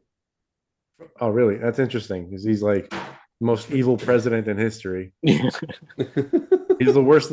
He's like Hillary Clinton's like inspiration. Like he's like her guy. The guy who inspired the Clinton body count. That's Woodrow Wilson. Dude, whatever. I don't know if I should say this. You know, you mentioned Hillary Clinton, so like it made me think of like I was just talking to My, somebody, a friend of my mine, and he father's gonna kill me. He's like, don't talk about Hillary. Don't no, talk about Hillary. so a friend of mine was like, you know, we were just talking about in the context of everything that's going on, what the leftists are doing, and he was saying how like we have to, you know, both, you know, shoot them and hang them, right? So I said, oh, it's kind of like the Vince Foster thing, where when they found him, he was supposedly hanged with a gunshot, you know, but that's like BS. So, you know, what Yeah, Hillary did, yeah. what they claim that he committed suicide, you know, with a noose and a gun to the back of his head. It just made me think of this whole That's Hillary what thing. happened with Norm Macdonald on The View. Remember, Yeah. you mentioned that. He's like, what? I thought it was public record. Yeah, yeah, yeah. Come on, Norm. I love Barbara Walters. She's like, Yeah, Norm, come on, like, come on, he's Norm. like, man. Okay, manslaughter. Not, not. He's like, God, I love that guy. Anyway, yeah. What was I watching recently with him? I can't remember what I was watching with him. Was it one of his SNL things? I don't know. I just know that I always used to mix him up with Kevin Nealon when they were both on this. Alex, before I wanted to ask you something before I forget. Like, just for a moment, just to touch on COVID, if you're able to, if you want to, you can. You don't have to answer. But do you know guys who were harmed, like guys in the service who were harmed by the mandates, by the vaxes and stuff like that, or guys who tried to fight it? Mhm. Like I'm just curious about that. Yeah. Personally, no. I don't know anybody that, but I mean, by that point, I was already out of the military, so I got you. When I say harmed, I didn't mean like by the vax. I meant like right, just right, right, right. by From being forced into a situation where yeah, you're given an ultimatum. yeah. Um, Because there's this guy. He's a lawyer. His name's Todd Callender, Yeah, and he was working a lot with servicemen who were yeah. dealing with that issue. yeah, They wanted to refuse it. So I mean, the crazy part is that I found out like they have, you know how okay, so for civilians you have VAERS, you know, the VAERS reporting system. The yeah, military has something called DMED. And I was listening to another, you know, there's another lawyer, Tom Renz, and he said that you basically there, you know, if people say, for example, that in VAERS anybody supposedly, which is not true, but anybody could make a report, you know, somebody reported that they're like Incredible Hulk or something like that, right? In DMED is impossible to play with. yeah, It has to be a medical guy in the military reporting something that happened to you know, to a member of the military. They can cover it up. They can say we're not, you know, they're not gonna not release this information to the public, but it's there. So, you know, stuff gets reported. So the question is, when is that going to be? Would that ever be like, you know, no, disseminated? no, no, it's not. Yeah. Nothing good is going to happen. Forget it. It has to be. It has to be. There's no law enforcement. It's not going to happen. See, You know why? Frank? See, I want. Frank? I have my experiences, and I say the same. I Just want. not No, on I this. just, Just not on this topic. no, But no, yeah, no, no. Wait. Hold on. There's a but. There's a yeah, big but. yeah, Okay. So I know that there's going to be an outcome, and it's going to happen soon, yeah, but it's going to be supernatural is what I'm saying. yeah, Like, forget about conventional stuff, forget about like yeah. the reason why is because everybody is complicit on Yeah, some of level, course. right? They work this whole thing to where they made like half the world criminals. Yeah, That if people are going to start being brought to justice, you're going to have one half is going to have to bring the other half to justice. The yeah, doctors and the nurses and yeah. and, and every and your boss. It's like if they're going off a cliff, they're going to be taken down with you. Yeah, so no one's gonna investigate themselves, and no one's gonna bring themselves to justice. It's just too many people. Yeah. That's why this was so nefarious. How they. Frank, can I tell you something? I was talking to a friend of mine. He was born in Israel. He spent some time here in America, and then he moved back to Israel. And he is a very intelligent guy. We agree on like 95% of stuff.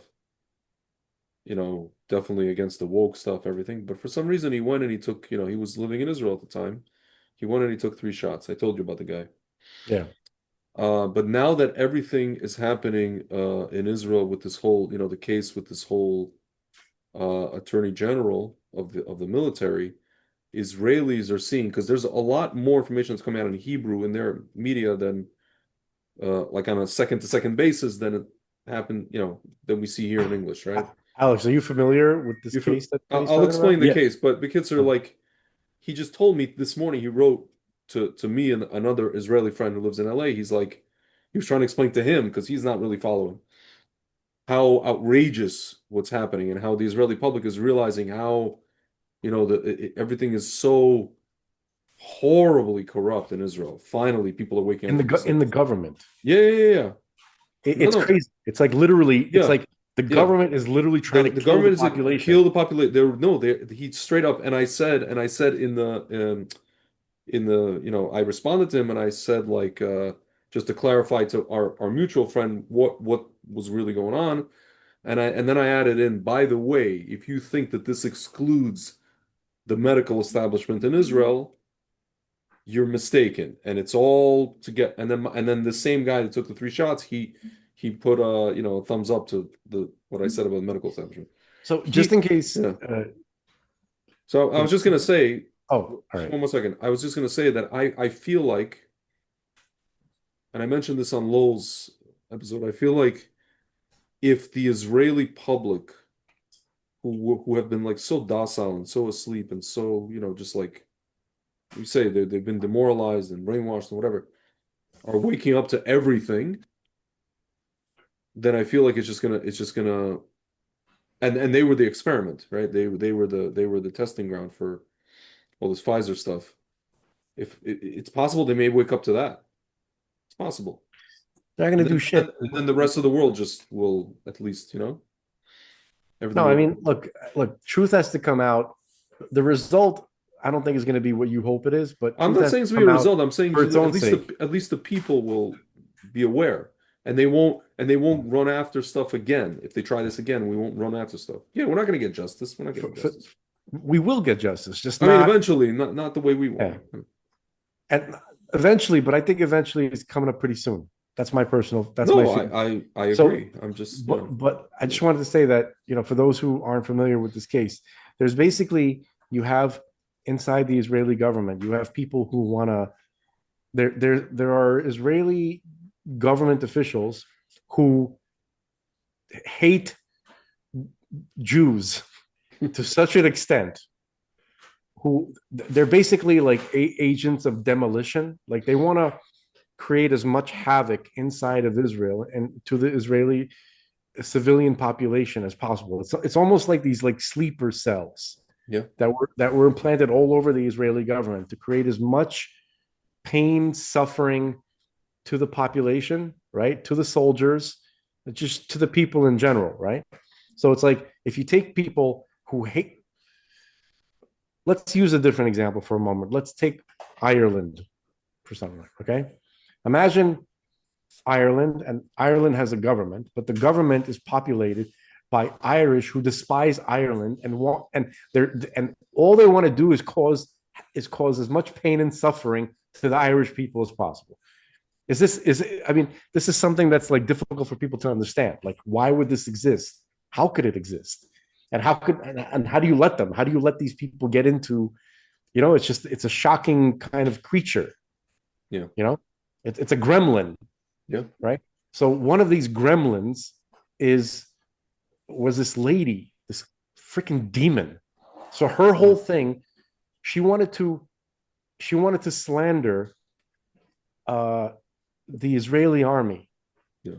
She wanted to make it look like like Israeli anti-terrorist Yeah. specialists were raping some Arab guy. She wants to make it look like we are like German joke, like these guys in the camps. Right, like he was getting Abner Louima by the Yeah. NYPD. Yeah. Okay, I don't know, Alex, you remember that? There was a case. There's a case in New York He put a where this poor plunger. African guy Mm. was. I mean, I'm sure he was. I don't know exactly what how he got the attention of the NYPD. Yeah. Okay, so let's we could review Yeah. that case. I don't know how he got their attention. Yeah. Okay, but he was a But guy. he got it. He got on their radar. Yeah. He yeah. So they began inserting things in places that They won Super Mario on him. Let's put it that way. Yeah. Whatever. okay, the guy obviously, I think he's okay. I think he's with us, and I think he's living his Yeah. life. Yeah. And I wish him the best. And it's a horrible thing that it is a horrible thing that he went through. Okay, but so this lady, she couldn't sit around just peacefully. She had to take guys who were under the most scrutiny on earth, right? There's nobody who's more scrutinized than the Israeli soldier. Yeah. Okay. And so, these guys literally risk their lives. All right. They pride themselves on risking their own lives to avoid civilian casualties. And they're so precise, and they go undercover, and they spend like so much time away from their families. They're constantly risking their lives, hanging out with these barbarian animals, right? To grab the one guy who was planning something. And this guy stuck a gun up his ass. So they need to get the gun. And somebody was like taking, there's like a weirdly angled video of the extraction. So she decided to leak that by saying, look, here's proof of Israeli soldiers, like, doing something to, there's a Israeli Frank, you know what the have no craziest part of interest, this whole story? have no sexual Yeah. interest in Yeah. in the Palestinians. There's a lady who during the last 2 years who wrote a thesis. Yeah. She wrote a PhD paper It's on like racist or something. Yeah. on the racism. She proved that Israeli soldiers are racist Because they against don't want to Arabs rape because Arab women. they refuse to rape the Palestinian women. Or as one of They're these, insulted or as one of these comedians would say, I wouldn't touch her with with with his yours, thing. Yeah. exactly, with a 10. Right, I wouldn't touch her with his 10-foot pole. Okay, Yeah. so basically, mixing two. Okay, so basically, um, so she decided to leak this because she's a wretched, demonic communist Frank, who do you just know what they wants to did see. afterwards? Do you know what they did afterwards? The Arab who they coerced into testifying, who didn't even want to testify because he said that he was saying that they didn't do anything to me. They coerced him into testifying false, like creating some fake story. And this is the guy who was the guy who threw a baby in the oven and then, speaking of rape, did something Uh, to the mother. They let him go and he's back in Gaza. Why? Because they don't want him to talk and reveal that he was coerced. yeah. So And people in Israel are like, people what? can't understand. Like, people can't understand. Israeli, like Jews in Israel, they Why refuse would to Jews believe. do this to Jews? Why they do it to the Right. No, but nobody. Yeah, It's not even just Jews. Like, yeah, any normal person in any normal Western country can't yeah. understand They came here. what is this sabotage that's going on. In like British people can't Yeah, understand that there are that their government is full of people who have sold them wholesale yeah, to Islam. yeah. They don't understand it. They can't. They literally cannot wrap their mind around this. That you have these gremlins that are completely like running the Western world, including Israel. Israel is like it's worse for a lot of reasons. It's difficult to explain because the betrayal is so. I Alex, don't know. After everything, Alex, I think I mentioned when October 7th happened, and then we got out of the holiday here in New York. I was in a group on WhatsApp of guys who were part of like whatever, some like running different Jewish organizations, right? So there's a lot of guys who like live physically in Israel and some guys who used to live in Israel. And I automatically said, as soon as I said in this group, I wrote two things. I wrote just my kind of general opinion that like, that all this happened because we pulled Jews out of Gush Katif. And I Mhm. wrote this assuming that these are right-wing guys who agree with this sentiment, right? The second thing that I wrote is, uh, hey guys, I know a bunch of guys in this group were in all different kinds of special units in the Israeli military, including what's called 8200, Shmona Matayim, which is the intelligence. And you mean to tell me nobody showed up for 7 hours? Caterpillar farted, nothing happened. I was called a demagogue. They told me now is not the time for this. There's going to be investigations later. Now's the time to unite. And I'm a demagogue. And so they even got a guy in Israel who wasn't even in the group to leave a voice note that they forwarded into the group so I can listen to it. To be like, there's a lot of things you don't know, but all this kind of stuff. This kind of like pulling rank, kind of highfalutin, but like in a nice way. I was just like, guys, whatever you're smoking, I actually don't want it. And I Yeah. left the group. I extricated myself from the WhatsApp group, and that's it. No, I'm like, see, this is insane. no, the And now all level, these guys understand what's going on. I guarantee you they Yeah, understand what happened. the they're figuring it betrayal. out now. Yeah. What'd you say? I was saying they're figuring it out now. Yeah, but the result is going to be that like uh I don't know what the result is going to be, but basically the, the the only way to remedy it is we're not capable of remedying this level of crime, this level of betrayal, right? Um, and it's going to have to be a supernatural conclusion to this, something beyond. Look, here's a That's description of Mashiach.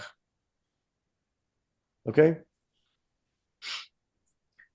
wait. Before we do that, let's just do a quick summary of how God responds, how God acts with the world. So basically, God tells humanity what He wants us to do.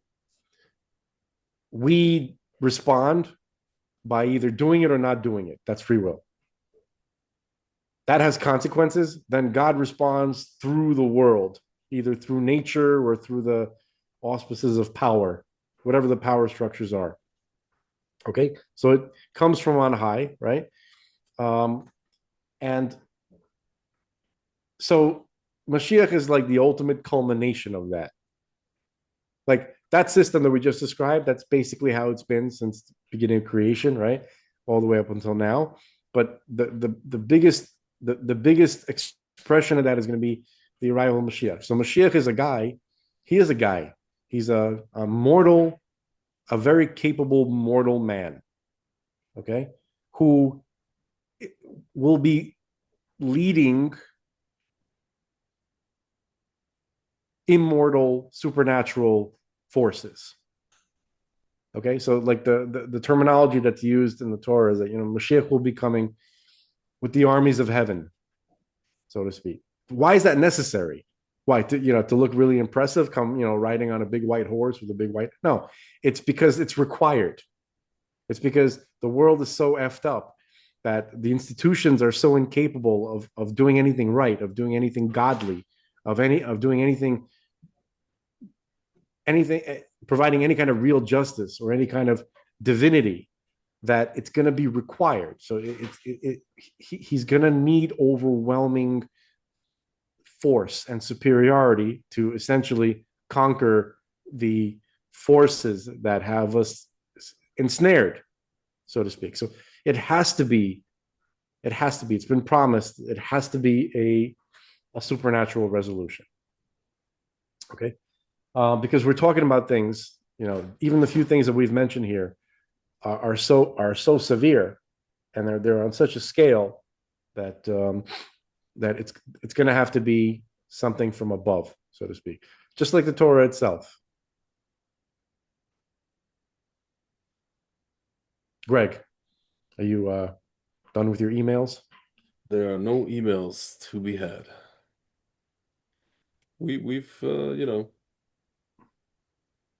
This is review, as we say in the first day of school. Yeah. This is review. I mean, I took a week off of social media, like X. my sanity returning to me a little bit. Like I don't have to live in. I don't have to be conscious of Nick Fuentes. He doesn't have to Good. be part of my life. I don't have to be conscious of Al Megyn Kelly or Alex, or Steve. Alex, can I ask you a question? Actually, since you um your background is, in the church and I guess the Christian community, Christian Yeah. world. For well, two-part question. At this point, what percentage of, let's say, if you were to walk into like Liberty University, let's say, right? What percentage of Liberty University literally are pro-Israel, and what percentage of them are like, I'll use the word grippers, and where the heck does this come from? Meaning, I was always under the impression, and even I remember under Bush, it's funny, when, I guess Frank also was a supporter of Bush. I used to argue with people in the New York, this whole like club scene, a lot of leftists, and their whole thing was always like, oh, Bush is sending troops to Iraq.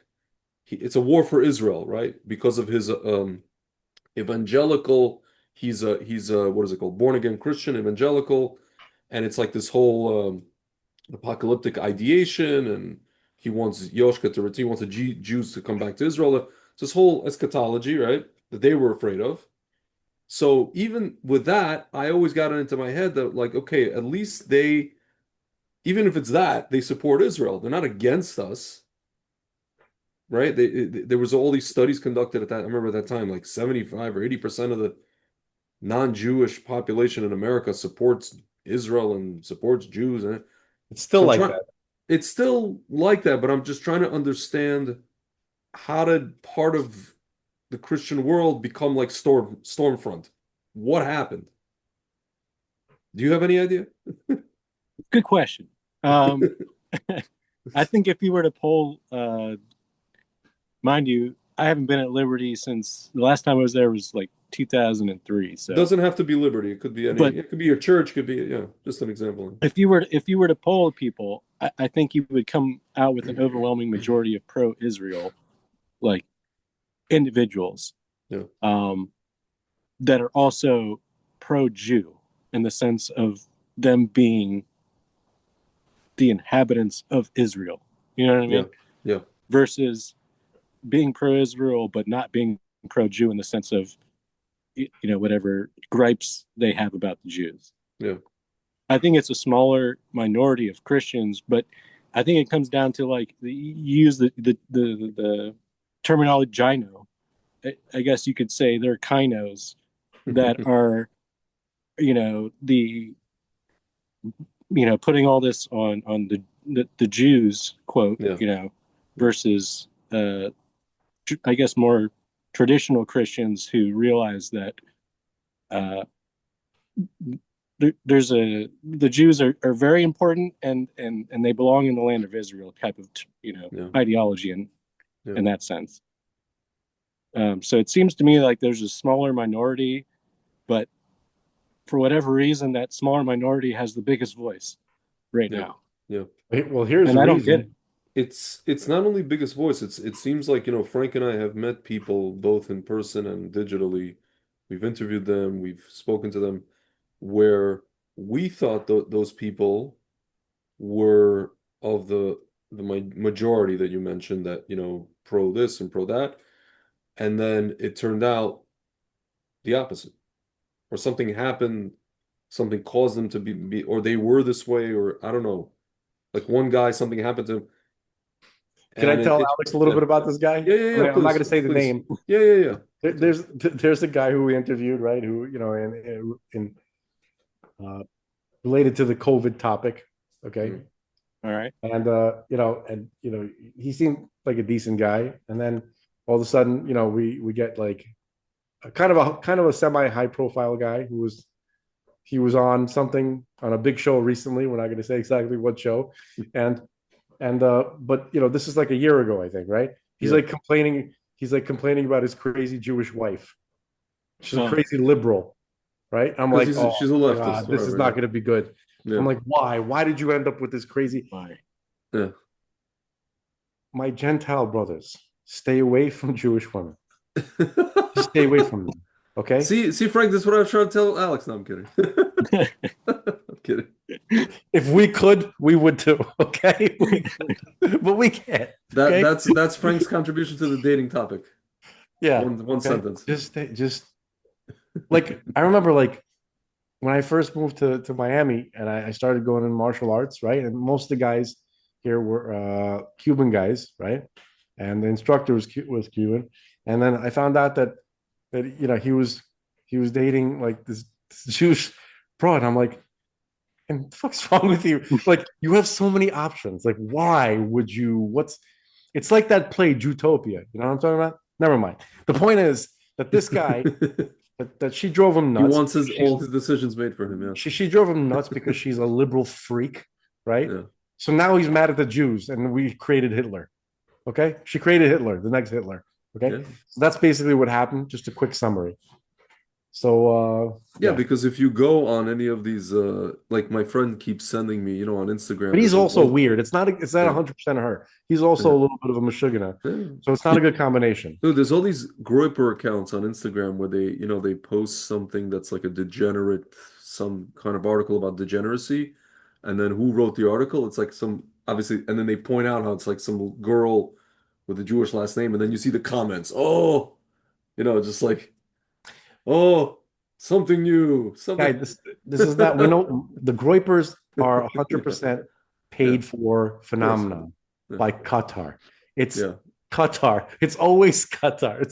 It's literally it's a bunch of every Pakistani meme- guys also. Every meme about the Jews in reality is literally about Qatar and Iran. Pakistan, and yeah. Well, using Pakistani workers to do Yeah. that, and Yeah. bots, So, I mean, yeah. So, The reason Alex, the reason I asked this question, I mean, it does seem like still it's the minority in the so-called Christian world, but then you like today I was just watching a video.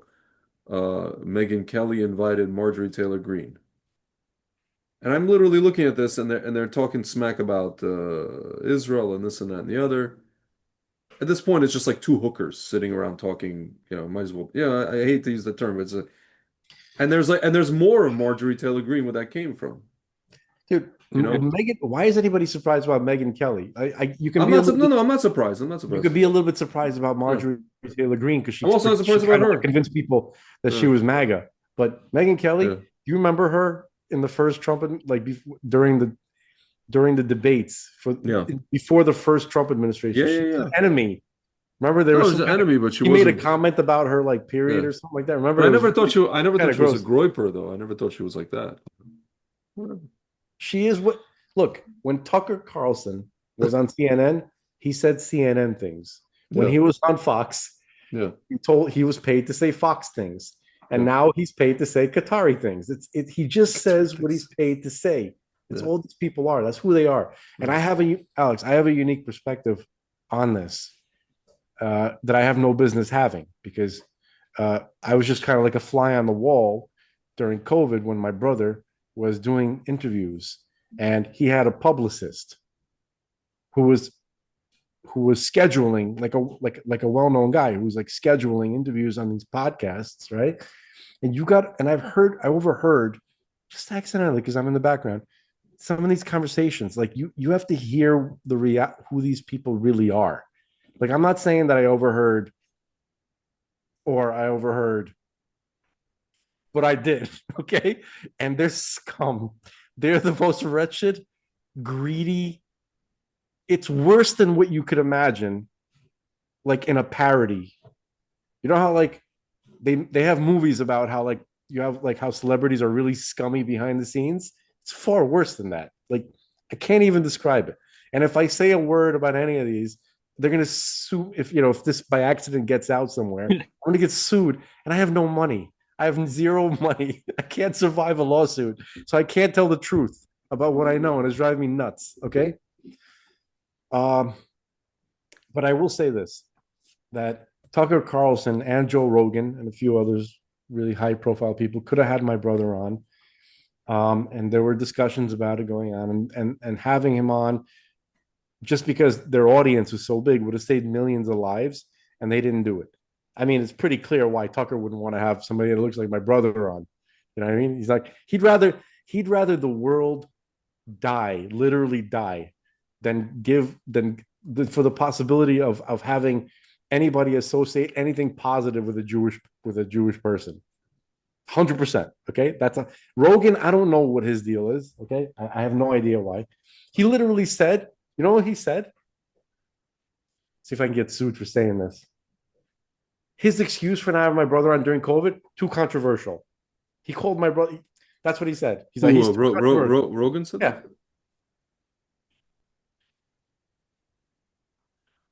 The only thing I will say regarding what you just said, if he will take you to court for that, is I'm not a Take lawyer. what though? I'm not a lawyer, but I know that if that happens, you have to do something called discovery, meaning you have to corroborate. He would have to corroborate that. That's what he said. So what's stopping him from not corroborating that? Like No, meaning like his word against mine. Then no, that's what I'm saying. And then you open up a whole can of worms about like, was anything even presented to him as an idea? Meaning, was this presented to him as a? And if it was, and that's what he said, and that's what he said. It's not libel. You're not saying anything. You're not accusing him of saying something he didn't say. That's the issue, you know? I doubt it's gonna get to Yeah. that. I'm just saying, yeah. Think of our conversation. Yeah. That's Yeah. yeah. Dude, he had way more controversial people on than your brother. Yeah, I know. That's what I'm saying. So it's clearly bullshit. Is my point. Yeah. So I don't know. I don't know what his biases are, but Yeah. there's definitely biases, and those biases led to the death of countless people. Yeah. That's my point. Yeah. So they're essentially there are people who like Gates, but I don't, Alex. Folks, just a disclaimer for Alex. He doesn't, just because he's on with us doesn't necessarily mean he agrees with everything that we're saying or about the people or anything like that. So I don't want you to get in trouble in some way, but there are people like in my opinion, like Matt Gaetz and Megyn Kelly and whatever, some of the folks that we've talked about. They get to these points in their career specifically to sell out big in certain moments when the opportunities present themselves. It's not about the truth. They don't care about people. They care about themselves. They care about their careers. They care about money. Okay. And Alex, you seem like you might know. Do you know this movie, Cannonball Run 2? Have you? Yeah.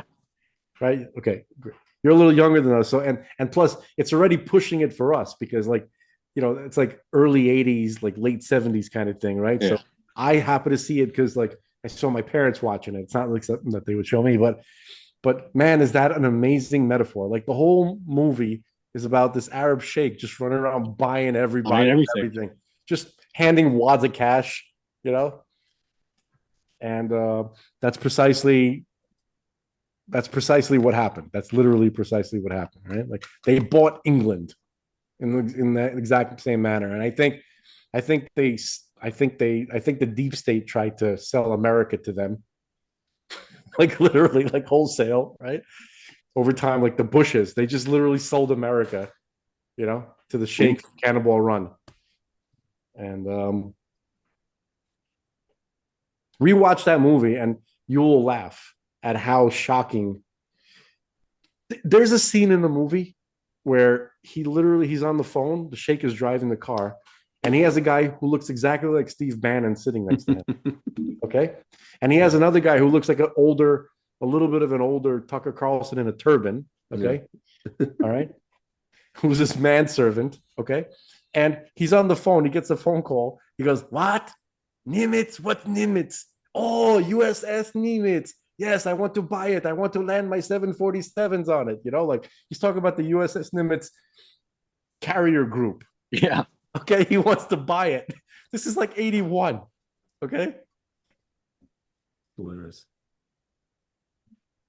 There's a scene. I think they have There's this buffer. one scene where he pulls up and he's picking up food from like a diner, and this pretty white girl comes out, right? He goes, "Oh, my little desert blossom. When I am done with this race, I will come. Would you like to be in my harem?" She's like, "Huh?" Right? He's like, hands her a wad of cash, right? And drives away. And then he drives back. He goes, "Go get the medical." He goes, "I'll pick you up later, my little pig." It's stunning. It's literally That's Megan Kelly, basically. that's Megan Kelly, right? It started. That's when he recruited her. Okay, so you got to see the like. I get the sense that like we've been getting hints about reality through the movies over time. So yeah, yeah, man. So anybody has anything? Alex, you got anything to say? I think it's pretty wild how uh, these movies kind of do point out the reality of what's going on around us. I mean, Qatar just bought a base in the United States of America. Like, if you had asked me when I was still in, if I ever thought that was ever going to happen, I would have said, "You're fucking crazy." But this is like a weird reality we're living in, and it's funny you point that out. But yeah, it's just like that movie. They're buying everything. I don't get it. Well, they have infinite money, and when you have a bunch of prostitutes at in the top, at the top levels of power who are open to being bought. So that's a lethal combination. Okay. Um, it's obviously surprising and upsetting about kind of like what it looks like, at least externally, from the Trump administration and his connection with Qatar, right, through his son and through whatever diplomacy is happening right now, and through Vance and kind of and all these people, and there's you know if you want to be kind to him, you're saying 5D chess. If you don't want to be kind to him, depending on how you're feeling, the point is we don't really know how this is going to work out, because we better hope it's 5D chess, because anything that he's doing, right? MAGA, any measure that he's doing to improve the economy, to get rid of illegal immigration, right? If he does not stop Islam from spreading its influence in America, then it would have been all for naught, because that's the primary danger. Because the founding fathers knew from the very, very beginning that Islam was not compatible with America. Like even Thomas Jefferson, he's like the liberal of the founding fathers. Like he was like he was like the hippie among them. You know what I mean? Like he was like the Bill Maher of the founding fathers or whatever. He had the kind of like attitude, and even he wrote a book.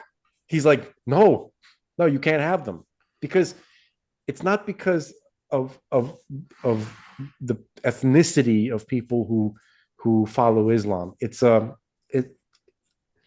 mental disorder that if you're devoted to Islam, right, and there is no reformed Islam, right? It has not gone through its reform. There's no like reformed, whatever, reconstructionist Islamic temple at this point. Okay. It's not compatible with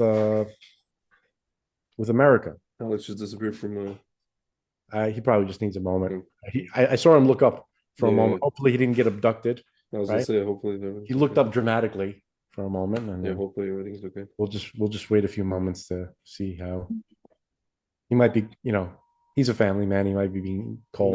Knowing. Well, actually, he's formerly married. He has a kid though. Yeah, he's a father.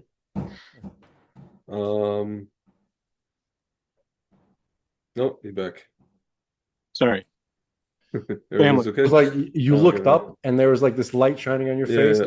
and then it disappeared. We were just like, man, the aliens finally are The sending aliens some. fuck. They're trying to send us a message like, don't, hey, you gotta have those guests so over military guys.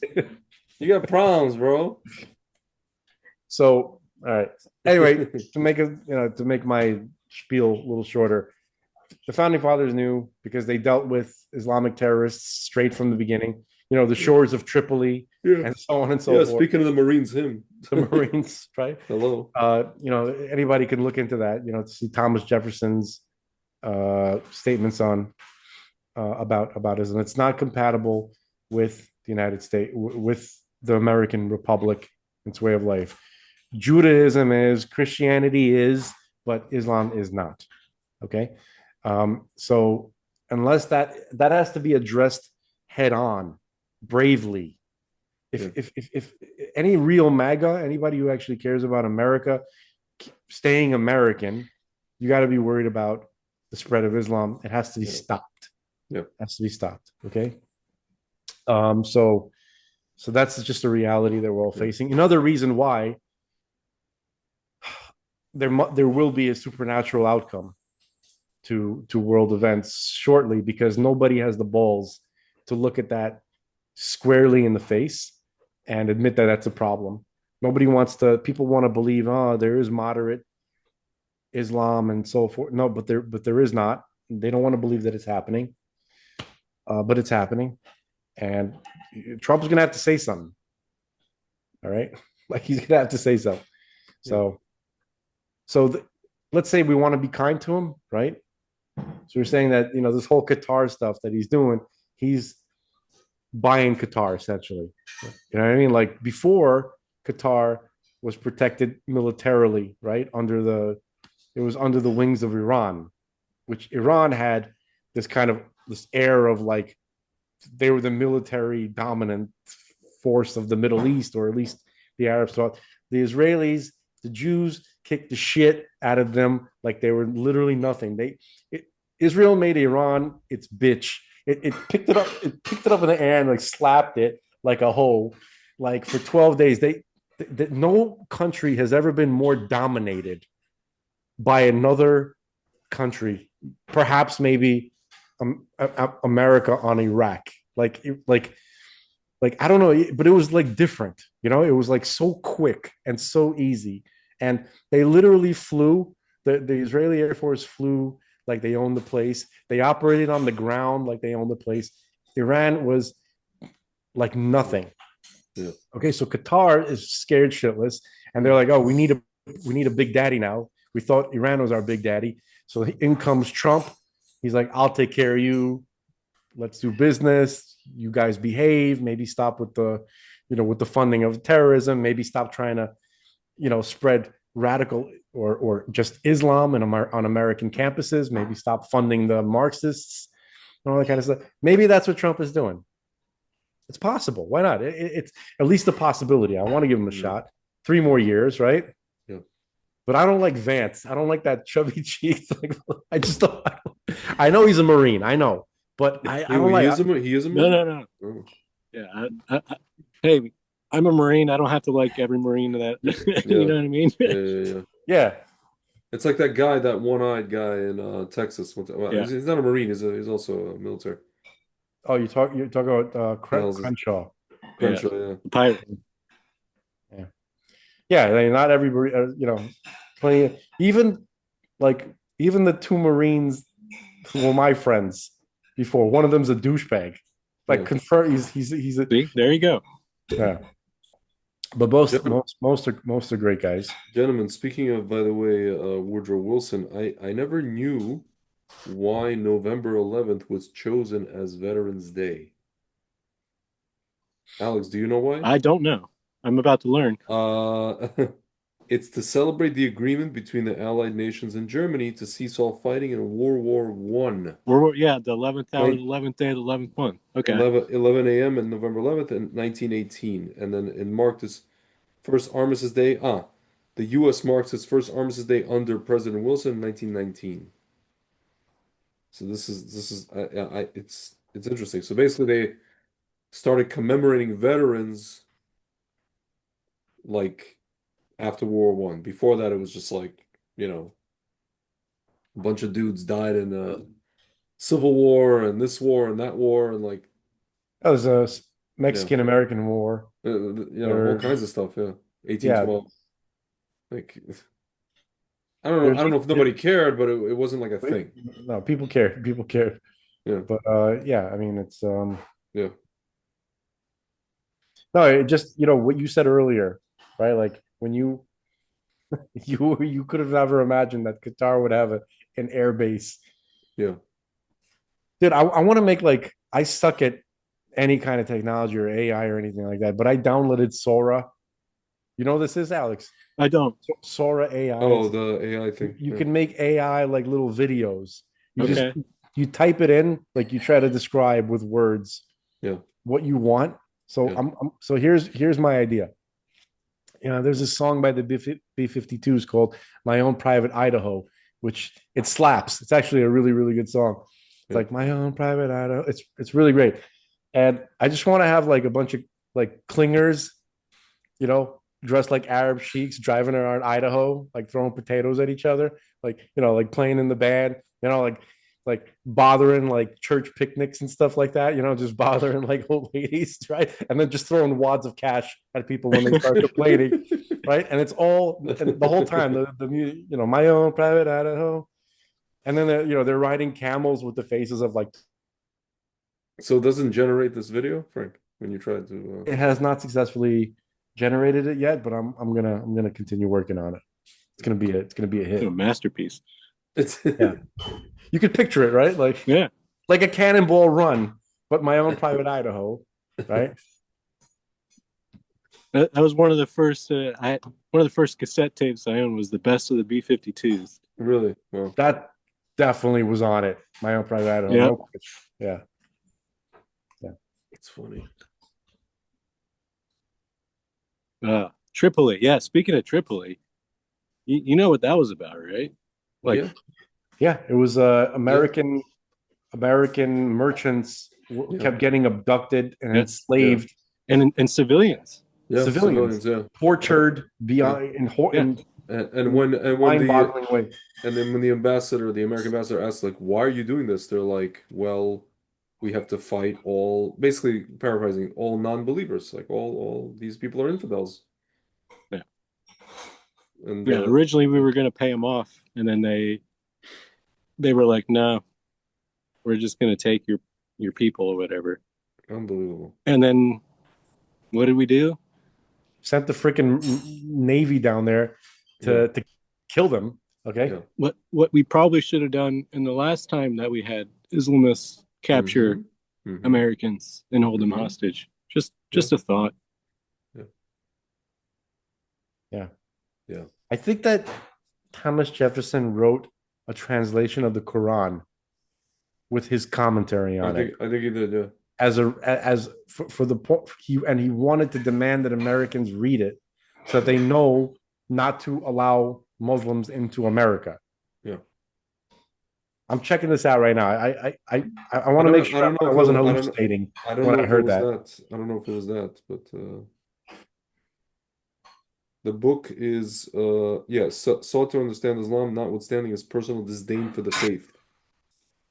Mhm. You guys heard that? That was like But a big unlike catch. most of them, he Jefferson could imagine Muslims as future citizens of the new country.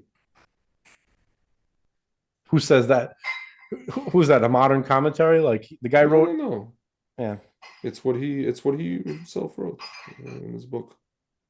He wasn't a fan of he owned the Quran.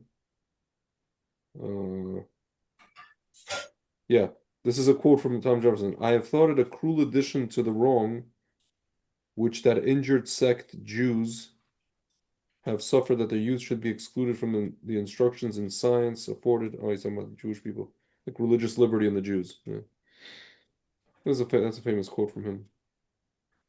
Yeah, but Uh, anything about the Quran? Stay on topic, Greg. no, I'm trying to see it says He acquired. Okay. Here's an AI overview. Thomas Jefferson owned a copy of the Quran, which he purchased in 1765 while studying law.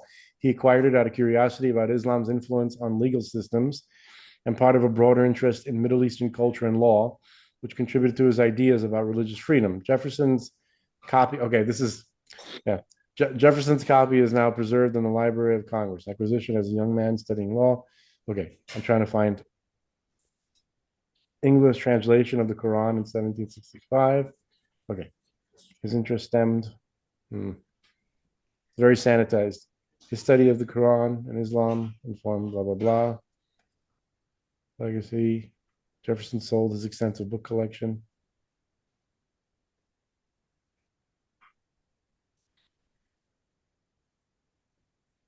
I don't know. I feel like he was trying to give it like at least culturally a place in America, but This is not, no, this is not what I was talking about.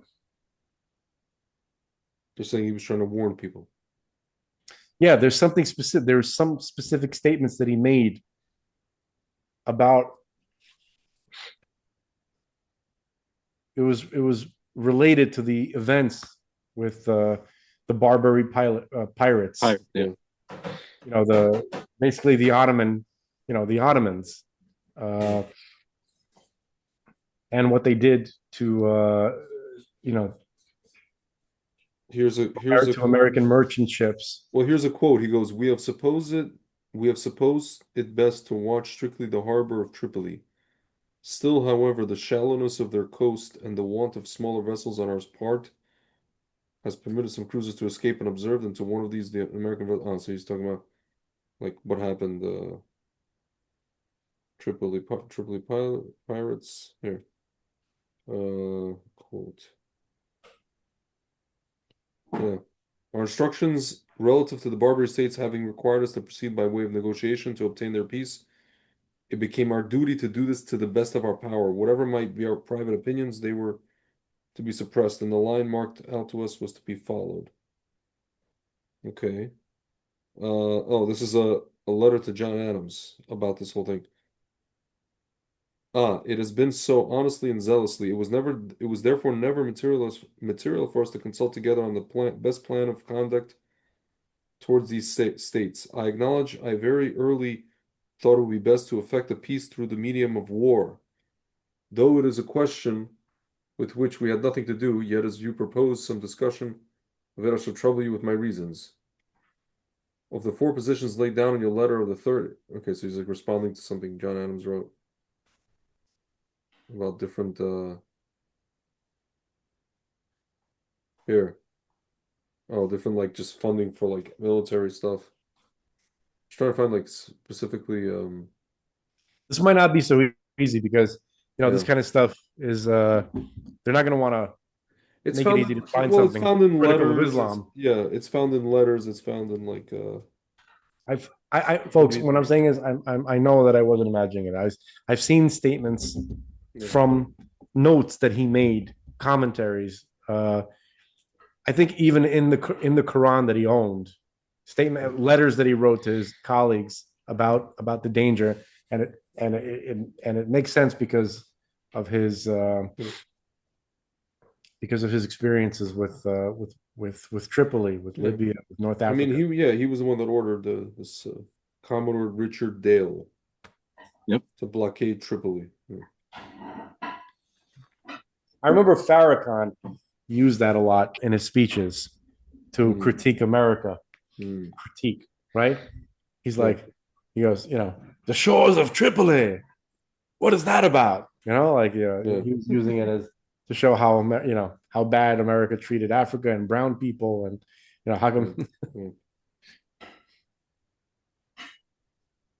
Not at all. That was about getting our people back. Yeah. And letting the Ottoman Empire know you can't fucking do this shit. Excuse my language. No. Appropriate language. Perfect. Okay. Definitely excused. But here we are today. Yeah. Still waiting for it to happen. We were talking about in the beginning of the whole kill people and break things. And I was just thinking, like, the Israeli army has just as much ability as the Marines was, all these different special units to do the same thing, and they just don't. Or if they do break things, it's like, okay, like today we just got the body of this guy, Hadar Golden, the guy that was held for 15 years. And then after we got 10, 11 years, and then after we did that, we blew up that tunnel where he was being held. Whoop-de-doo. Lame. We should be blowing up tunnels where alive Ahmed and Mustafa are. Like that should be just business as usual. It's just, Alex, the Israeli government is so retarded It that is. that well, here's just an example of how retarded how they are. retarded are they? I don't know. They passed a law, or I don't even know if it's fully passed yet. Okay, where now they're gonna execute terrorists. Finally. Oh fucking shit! Oh my god! Yeah. What the hell have you been doing for 70 years, you stupid assholes? You've been feeding terrorist murderers, beheaders of children for 70 years because you want to show the world. I hate the left. I hate them, Alex. I hate them. I hate stupid people. I hate the retarded Israeli government, not because it's a Jewish government, but because it's filled with retards. That's basically it. Okay, it's filled with left. I hate all retarded leftist retard governments. I hate them. There's not enough hatred that God created in the world to give them. Do you understand? They need more hatred than even what God had created. Okay. And he was Ben Gvir. Oh, here. Ben Gvir was walking around handing out candies like it was a big, like, look, we're not complete retards 100% of the time. Yeah. You know, Nothing candy. It was a freaking celebration. He was giving out candies. Yeah. Sorry to use the word retard a lot, but you know what I mean. You know what I mean. We're picking up what you're putting down. All right. I was telling Greg earlier about and I think he touched on it a little bit, but like the size of our AO in Afghanistan was just shy of 10,000 square miles, which is roughly the size of New Hampshire. Mm-hmm. Gaza is 144 square miles, and it has a coastline. The Marine Corps could not ask for a juicier target. And we had every opportunity in October of 2023 to do something. You know what I mean? Like, I understand that there were a lot of different nationalities that were affected by October 7th. Yeah.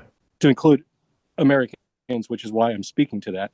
But when we were just speaking about Tripoli, in history, we haven't hesitated so much in the past to act, and it just lends to like the whole instance of like it doesn't make sense the way things happen, and like it shouldn't be happening that way. And the only thing you can fall back on, I think, is honestly, it doesn't make sense to the point that it has to be supernatural. Like it has to be part of some sort of plan that Hashem has that is leading towards something that we just can't see. It does have to be. You're right. Yeah, you're absolutely right, because the stupidity is so supernatural. It's like it's the darkness. Yeah, it's so dark that it's supernatural darkness. Like the irrationality of it is so intense that the injustice of it is so intense that it seems beyond human. Right? It seems beyond. Man, I thought this episode was going to be less stressful, to be honest. Sorry. No. It's not. It's. Well, that's what, Frank. That's That's you, what man. I was. I say that every time. I literally say, Squeaky just bit the shit out of me again. Thank you, Squeaky. Kind of like Frank. You were saying that it was This is that squeaky, after by the way. This is hello cat.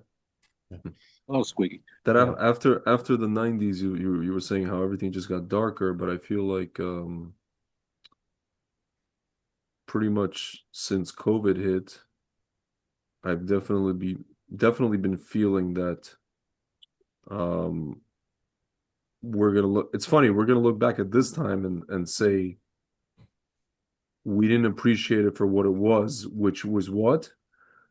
The process of Mashiach arriving. Like I could feel it, I could feel the footsteps of Mashiach. You know Um, what, as awful as like, movies and music and all that stuff it is, um, you know, bro? I'll be honest with you. I couldn't care less about being accused of not appreciating this shit time we're living in. Okay, okay, I'll be fine with it. Let it be over. Then I'll appreciate it being over. How about that? I get it. I'm just Yeah. I'm just trying to say that like You have to appreciate the process, right? it's kind of Oh like no. I hate no I hate to Frank, I hate to use this analogy, and it's probably not like a good analogy, but like you said, no analogy is perfect. Like any person who has, like in my case, right, I have this like business, right? And there's all these like weird moving parts, and there's like I don't know, we have all these like possibilities that could, for me and my partner, that can make us money, right? And we're just like literally, like right now, literally as we speak, my partner and I are trying to throw things at the wall and see what stick. But these are like viable things, but we're literally trying to see what's going to stick first, right? What's going to hit, right? But in within that, there's a process, and I've heard a lot of people say, like in the business world, I know you want to get to the finish line. I know you want to get to the result, but in order for you to be able to withstand the challenges, you have to learn to quote unquote appreciate the process, because there is a process, right? It's not just like overnight. Like, yeah, very few people have like overnight quote unquote successes in business, for example, right? Or anything else really. Um, and they still, and it sounds cliche, and they say, oh, it's going to be that much sweeter, when you finally make it, and you look back and all the challenge, all this, all that, all the, you know, whatever, like the people who rejected you, the people who screwed you, whatever it was, right? Um, but yeah, I mean that's really, it's really part of it. Like and you could say, well, there's a lot of people who are in business, they go through processes and they go through all these challenges, and then nothing happens, and then they fail miserably, and then they just quit, and then they say, okay, time to get practical, and they go get a whatever full-time job, and then somebody asks them like, oh, what happened to that business? And he's like, oh, well, I quit. It didn't work. That's like 95% of people, right? Exactly. That's why I'm not sure why No, you're so you could say there's no, so there was no point. They spun their wheels, right? I no. don't think, I never yeah, said that. I'll yeah. never say that No, there's no not you, point. not you. I'm like, somebody could say that. Like people can come and say that, right? Yeah, Like you, just no even like, point that matters to me. no, But there's a point. You see, listen, yeah, even in, like, again, back to the professional world, a person who had experience with a particular business, and even if the thing crashed and burned, or it was like successful for a little bit, and then eventually he closed it, right? Because it just petered out. He moves on to the next thing, and he first of all takes that experience with him, and he can be very effective in whatever he's going to do, going forward. Um, yeah, and he just like learned a lot, like a valuable lesson. So what I'm just trying to say, like whatever we're going through now in terms of like, um, meaning I know a lot of it is something that's thrust upon us as opposed to us like initiating anything, right? Things are just being thrust upon us, or things are being taken away. Art is taken away, music's taken away, crap is thrust on us, bad governments are thrust on us. even that is a just like acknowledging it is something. Acknowledging that you know, like the three of us are sitting here, we're actually awake to it. Not only are we awake to it, we're awake to the fact that it is part of like sages. The sages talked about it. There's going to be chutzpah. There's going to be this. There's going to be that. You know, it's not like something like surprise. Like we didn't know what was coming. Anybody who's tapped into Torah, we knew it's a possibility. Yeah. Like Rashi was afraid. People like Rashi were afraid of living in the times just before Mashiach. They were afraid. Some of them would say, "I don't want to live in the time just for Mashiach." I wouldn't be able to. Ah. They would melt. I don't know. I don't know what would be with that with them. So in a way, like just the fact that we are able to withstand this. I mean, we're kind of not, but we are. We're forcing ourselves to withstand it. Is a testament to um the times we're living in and who we are. You know, does it make any sense what I'm saying? No. Thank you. It has to make sense though, right? Look, I understand what you're saying. I understand the process, and you know, whatever doesn't kill you makes you stronger. Is enough. You learn your lesson, and it's a process, and we'll Frank, repeat it in I the say this future. as a person who's checked out of dating. Not to bring this back to dating. Oh I've my checked out completely. I've checked out. I God. don't want to be in any process. I'm tired of the process. No more process. Bye bye bye bye process. Anyway, Look. The only thing that I'm saying that's different than what you're saying is that enough with the process. I We've get no, had I that we've part had I enough get. That process. part I We're agree way with. past the necessity for Yeah. any more process. Okay, it's time for the resolution. Says you. Yeah, that's right. Says I. Okay, I'm I've had enough with you know whatever the expressions are about, like, you know, growing pains and Yeah. all this stuff. Enough of that shit Yeah. already. Enough. And Listen, I feel like yeah. I speak for the world. No, no, You know? I hear you. I will. The only thing I will say is that now we see it so clear. At least I see it clearly. The purpose of why a guy like Mamdani became the mayor of New York. The most Jewish city with the most Jews outside of Israel has to be literally emptied of its Jews in order for the Galuyot, kibbutz Galuyot to happen. That must have. These people are not going to leave on their own.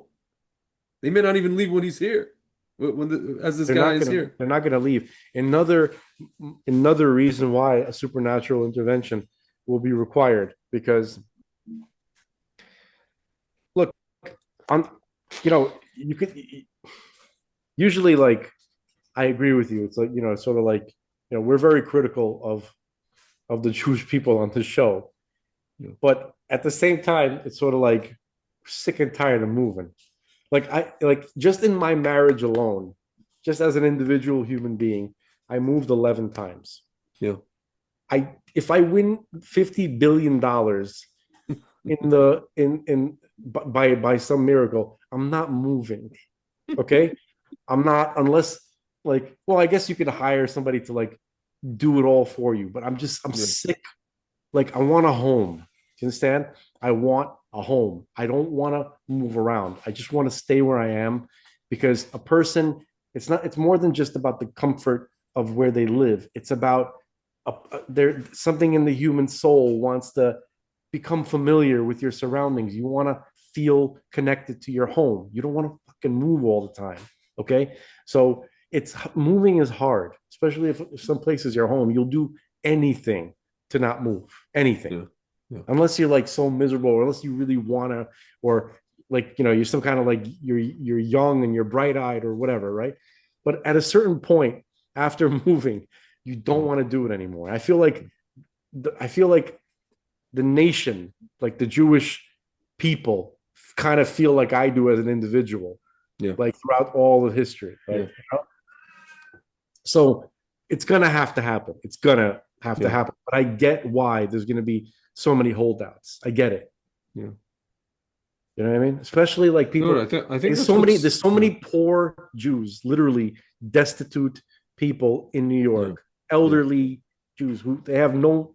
There's nothing they can do. They can't move. They can't. Okay, like yeah. we're gonna need like literally air. Like we're gonna have like Operation. You know what are Operation they? Yemen, yeah. Yeah, they need. Wings of Eagles, Yeah, like Confidential. Alex in Israel, like when they went to get the Ethiopian Jews out, they Yeah, called it the Operation. the Wings of Eagles, yeah. Or was it Yemenites? No, it was like some kind of like flying carpet, something. There was Flying Carbon, and then there was Nisharim, Wings of Eagles. Yeah, they have they have This is the first 50 waves time of. these people were on a big transport plane, and they never seen a plane, never been in a plane, and then they said that they were making bonfires in the plane. You know, like speaking of Afghanistan and like ancient, Yeah, whatever. Imagine those Pashtun guys on a plane just like sitting like, oh, Allah Akbar, like, you know, whatever. yeah. And then they land and they're just like, where are we? And then they see like Ben Gurion and they're like, oh, It's funny, like when you see pictures of the Yemenite airlifts, right? yeah, A lot of those Yemenite Jewish guys were from a tribe called the Habani. yeah, You ever heard of the Habani Jews, Alex? I This is have a not. this is a rare breed. There's like you find small examples out like them, the Habanis, the yeah, Radonite yeah, pirates, kind of, and yeah. like the mountain Jews in the Caucasus and stuff like Yeah, that, who yeah. still maintain their martial traditions. I'll show Like you. These are the Khabani, these people. so they Yeah, had like most Yemenite Jews that people are aware of, they have like the peyot, but the Habani had like long hair, yeah, and they were a warrior tribe, and they were so feared by the local Arab tribes that they were actually brought in to settle quarrels between warring Arab tribes, yeah, Wow. and the sultans of Yemen and surrounding areas, even of like Jordan, they would get bodyguards from their from this tribe.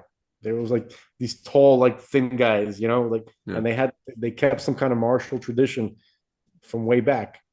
It's very rare, very rare, and you see them like long hair. It's very interesting, but you see them in the in the in the airlift photographs, like in the 50s, right? Yeah. Anyway, I don't know what the point of that was, but yeah, we're gonna need an airlift to get like those Oh old no, yeah, they're moving, yeah. from New York. We're gonna need Listen, I like mean, Israeli Hercules jets to come in at there. the end of the day, you know, there's something in the Jewish, I guess, soul and mindset that knows that its thing is to wander and then eventually leave I'm not gonna exile. say wander, but Not it's wander, but like fear of wandering. It's a fear. Yeah, I mean, moving is not alien to us. it's not, but we don't Yeah. doesn't. Doesn't mean It's we like it. No, no, we hate it. We we we hate we, it. But we if there is a threat, hopefully we learn. no, we never learn. That's the whole point. We never learn, never get out in time, ever. There's never one time. It's always been in the worst possible way. You know what the dumbest phrase I've heard from certain like friends, especially whatever, grew up in New York. They're like, when it gets bad, that's when I'll go. I'm like, or just before it gets bad. I'm like, how do you know? How do you know when it's just before and when it gets bad? And when it's bad, it's already too late. But the just before it gets bad, how do you know? Like, what's your measuring stick? When Ahmed and Mustafa, when they eat a shish kebab and then they go beat your ass, and they just go beat your ass without eating a shish kebab. What's the Greg, demarcation line? You Greg, know, I'm not. there's another little like component which I don't know if you necessarily feel the exact same way that I do. You know, Is that like you remember Russia, you remember Lvov, right? And you kind yeah, of like culturally speaking, you were more Russian than me, more more or less. more European, You more not. more Yeah, Europe, yeah. You're more, yeah, not you're Russian, but yeah, European. right. I'm American. I get it. I love America. Do you understand? Like it's not like I really love like from its very beginnings. You know what I mean? It's like it's special. I don't want to leave like I don't even I have that in addition to that. Like I I actually get it. love America. Yeah. Uh, at least the idea of it. Listen, I love America, and I love America, and I love. I'm fond of what it was. I'm just not fond of what it became, and I'm not even. I don't even feel good here.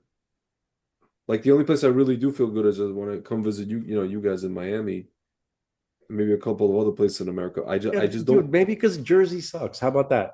Stop being No, in Jersey. Jersey does suck. It sucks, okay? It sucks. All right. I'll be back in a second, gentlemen. He's getting Sovietized. All right. Look at that European. Happens to the best of them, I guess. Yeah. Yeah. So Alex, like you know what I mean? Like I've always seen myself as American. I was tremendously my parents really wanted to be Americans. Like they didn't understand. Like they ended up in New York. They didn't understand. They didn't quite make it. You know, like they thought New Yeah. York was America, but it's not America. Okay. They didn't quite make it. My father was always really into America and my mom. And it's just something they wanted to be a part of, something I was born into, extremely proud. They were always conservatives politically. I was born like I thought Reagan was my grandfather. I didn't even know how that worked. Like I didn't know that you can only have two grandfathers. Somehow, as a little kid, I remember thinking, "Oh, there's my grandfather on TV, Reagan." Maybe I just wanted him to be my grandfather. Okay, whatever. You know what I'm saying, right? So, Yeah. so that's where I'm coming from, and I would go to Israel only because I feel like I'm being commanded by God. You know what I mean? Like I Yeah. love the land. I love the land of Israel, and I love Jewish people, but I also love American people. Okay, and so it's not so like something like it's not so it wouldn't be so easy for me to leave America behind. It'd be like ripping my heart out, and so I don't know if Greg came to America when he was like 7 or 8, so he wasn't like kind of it wasn't his fault too because his parents did try to leave much earlier, but they were being held back by real Sovietism, like actual like Sovietism, like they were being delayed. They were refuseniks. Um, so he could have been more American. The damn Soviets sabotaged that. Okay, we They're lost doing a it great right one. now. We lost a great one. So yeah, man, there he is. Speaking of broken things, What happened, man? the refrigerators that they make today are crap. Amen. One false move, and your freezer will not freeze anything, and everything will melt. And then if you have a Maytag, an old Maytag refrigerator, which doesn't look as nice and is a little bit rusty inside, from years ago in your garage, that freezer, I can call Vinny and Tony and can put a body in there, and we'll preserve it until it's time to. That's morbid, Greg. It's morbid, but you know what I'm saying. But Yes. this new Samsung thing, uh, it's just a piece of plastic with some buttons, and then the lights come on and they come off. Shabbat mode, Yeah. that's it. And then they want you to call, and then they want you to send the guy, pay the guy. Yeah, it's nice. What can we say about America's servicemen, Veterans Day? Veterans Day specifically for people who served in the military who were Yeah, veterans of foreign wars, right? yeah, Not That's not right. foreign wars of wars, right? yeah. It would be it applies to Civil War vets as well, Revolutionary War vets, and yeah, What can we say? I'm embarrassed in front of them a lot uh, Yeah, because I'm not a kid anymore. I'm in my mid 40s, yeah, and like basically like regardless of how much power I had to do anything about what's going on, I didn't do enough. I have some like we all have something to do with why our society looks the way that we do. Like, had I been more proactive, had I been, gotten involved in some, I feel like you could have done more because like those guys, you know, like D-Day survivors, people like that, you know what I mean? Like they really, uh, guys who served with you, you Yeah. know, and like for what? For this? Like for Yeah. I mean, it's gotten a little better. Like I'm still like, Yeah.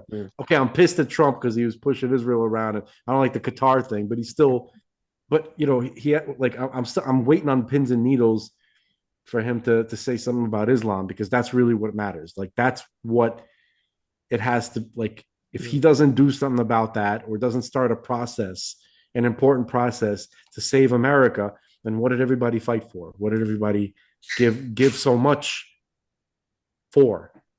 He has to.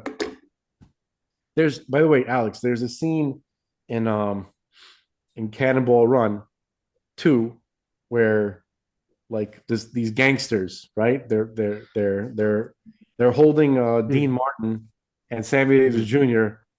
At gunpoint, and then the Arab guy comes in, right? And he goes, he doesn't even notice their guns and their knives. He sees their wingtip shoes, and he's like, ugh, here, buy yourself a new clothing store. He just gives them like 50 grand like in their hand, a big wad of cash, and just walks out with them, right? And I was like, this is a scene, like that scene would exactly match how like the deep state was bought by the Gulf states, essentially. So like I'm really hoping that Trump is here to kind of like undo that. Okay, because I mean that has to be like in order to honor our vets, you have to honor what they fought for. It's nice to show up to ceremonies. It's nice to help them out, at the VA. It's nice to, all that kind of stuff. But like, you gotta respect what they fought for America. We want America to exist. We want America to be America, right? So that's the primary danger. If you see what's going on in New York and in Minnesota and in Dearborn, Michigan, places like that, um, it's a replay of what's going on in London and in Paris. Okay, that's where things are headed. So for Veterans Day, I guess I'll just say we need supernatural intervention, or we need some kind of like mega inspired human effort to maintain whatever's good in the world until the big redemption for the world. Okay, then we don't have to worry about that kind of crap anymore. Agreed. Yeah, it's gonna have to be supernatural. Come to think of it, the more you look at it, it has to dawn. It has to dawn on everyone. Frank, what do you think about the fact that they're thinking that this three-eye atlas thing may have exploded or broken up into pieces? I'm more Even Avi Loeb said it. look. I'm asking. I have no idea. I have no idea. I have no idea what this is. Alex, have you been like? Are you familiar with this three-eye atlas thing? Like, I'm familiar with Three Eye Atlas. Yeah. So I've been following. you're following. Yeah. So the latest thing is that it had these like 5 jets coming out of it. 7, Frank. 7. Excuse me. Really? 7? Really? That's what it is? That's what they're saying. Okay. So, you know why I said 5? Because it's supposed to be passing by Earth on the 5th night of Hanukkah, Oh, wow. December 19th, something like that, which is going to be the 5th night of Hanukkah, which is meaningful. So I don't know. It's obviously a very strange behaving object, right? Avi Loeb seems to be very excited about it, right? No, I don't see anybody else very excited about it. I'm hoping that it's going to be something interesting. Okay. I don't know how it plays into everything.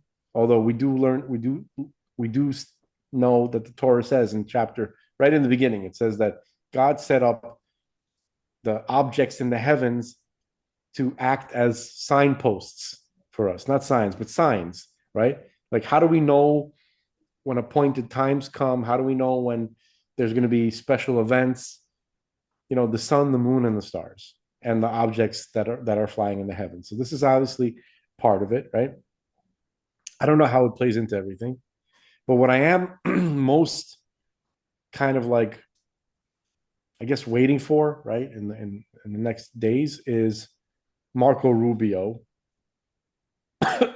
telling the world that UFOs are real. That's coming up on the 21st.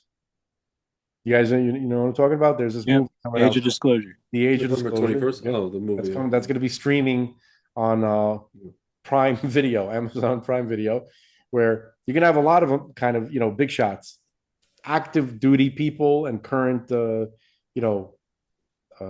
bureaucrats, right? Big, high level people. But the most important one is going to be Marco Rubio, because he's the greatest Secretary of State in the history, right? Okay, maybe he is. I like Marco Rubio, actually. Little Marco. Remember Little Marco, right? Little He's like, Marco. what's this? Marco, He's little like pouring water. He's like, what's Yeah. this? It's Marco Rubio, because he was sweating during one of the debates. Remember? It's amazing. Anyway, but he is, Marco's like, it's kind of like, when it comes to like attitude towards Israel, it's like good cop, bad cop. You got like Vance, bad cop, and then Marco Rubio is like the good cop or whatever. It's all strategy. Who knows? But anyway, Marco Rubio, who I think is a good guy. I get a good feeling about him, right? Um, he's a little bushy. He's a little kind of like establishment Republican type kind of. Yeah. But I don't know.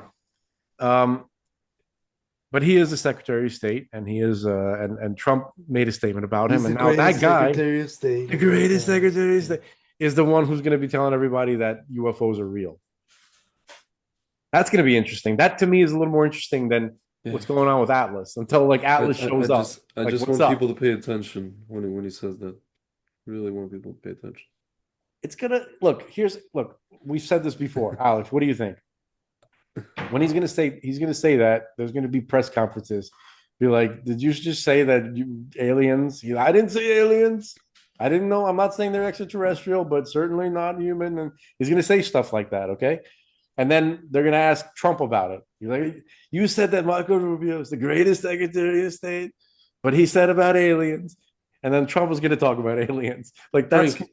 Frank, you know who I feel like we are? Yeah. You always mention, the stripper analogy, but you know what I think we are? Have you heard the stripper analogy? No, but before you give the stripper analogy, I think we are the guy in Palm Francisco's skit where he goes, "She likes pigeons. It's gonna happen." It's going to happen. No, We're always like, "It's gonna happen." Alex, I don't know if you heard about this. Like, this is a recent thing. I know about Pigeons, the yeah, slow pigeons. strip tease. Oh, great, right. And as That's she's doing the awesome. striptease, she says she likes pigeons, and we also do.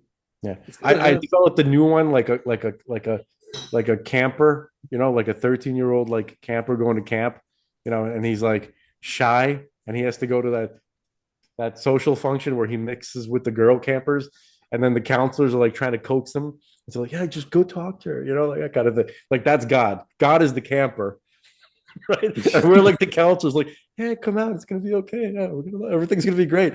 Yeah, let the messianic revelation unfold. Come on, don't worry about it. Like, want to encourage it. Maybe he's shy, right?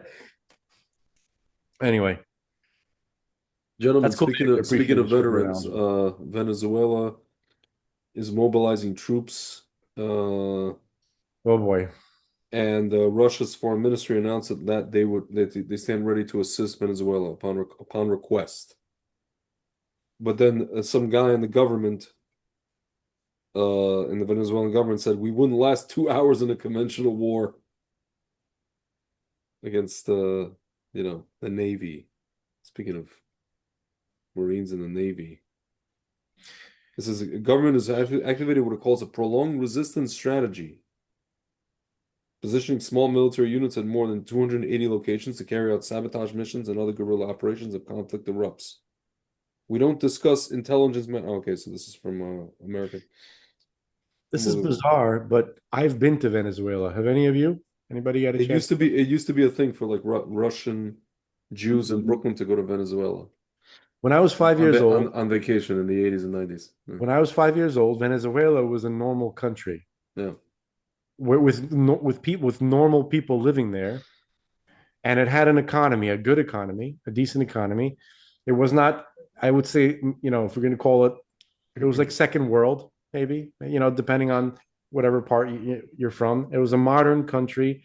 It was a nice place to visit, and to see what happened there Yeah. is beyond heartbreaking. My uncle was one of the first Russian speaking travel agents in Brooklyn, in America, really. And I remember him telling my dad, I'm gonna make for you a deal to Caracas. Caracas. They have beautiful parrots. Yes, they do have Papagayo, beautiful parrots. papagayo. You want to go see the parrot? They have beautiful everything. Caracas, beautiful women, beautiful parrots. Everything. So, Beautiful yeah. country. And I gotta make for you a deal.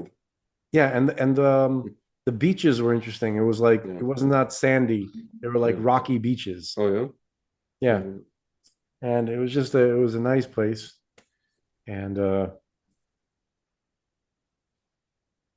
yeah. It wasn't just Russians visiting there. There were Canadians. No, I know. But it was I like a was thing. I It remember was a like a thing destination, I guess. yeah, it was Yeah. a thing for like Yeah. Russian Jews. It was just a nice place. Happy people, energy. It was just it literally I hate the left more than anything. Like they destroyed that. They just literally destroyed those people, that country, that everything. Just You know the actress Ellen Barkin? yeah, You know sure. what she Go said? back, Alex. Do you know who we're talking No, about? You know what she said? If you see her face, you recognize her. What'd she say? What is the difference between ICE arresting and disappearing thousands of innocent people and the Gestapo herding millions of Jews into cattle cars bound for death camps? Greg, if you read me the statement of one more retarded liberal Jewish woman, I'm gonna stop doing I this don't give podcast. a crap that she's Jewish. I didn't even realize that she was fully, or I thought it was just her father. Whatever. To I'm me, just she's just a assuming. Hollywood. To me, she's just a Hollywood doofus, and it's the reason why I don't watch any of these movies, modern movies anymore, because I can't look at them. I can't look at these people. I'm watching a lot of Jackie Gleason, Yeah. and I just discovered an absolute treasure trove. I cannot recommend this enough. If you just go on YouTube and you type in the Jackie Gleason show, there's a guy who uploaded episodes of the Jackie Gleason show, which was broadcast from Miami Beach, by the way. It's amazing.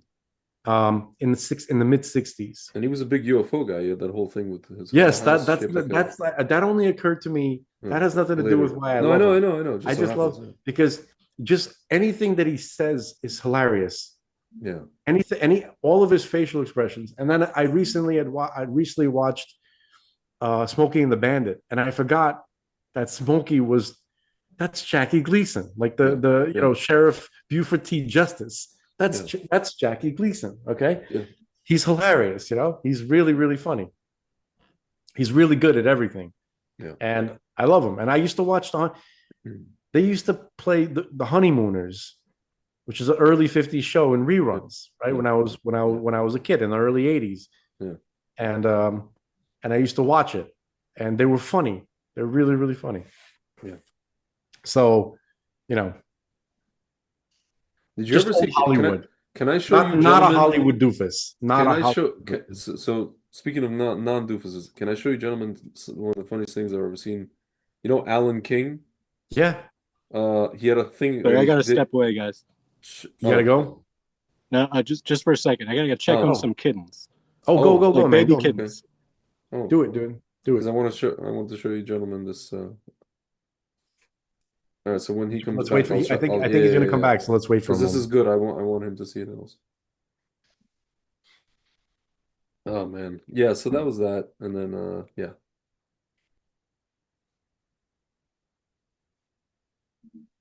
Billy Crystal. That's funny. Alan King and Billy Crystal. What is this?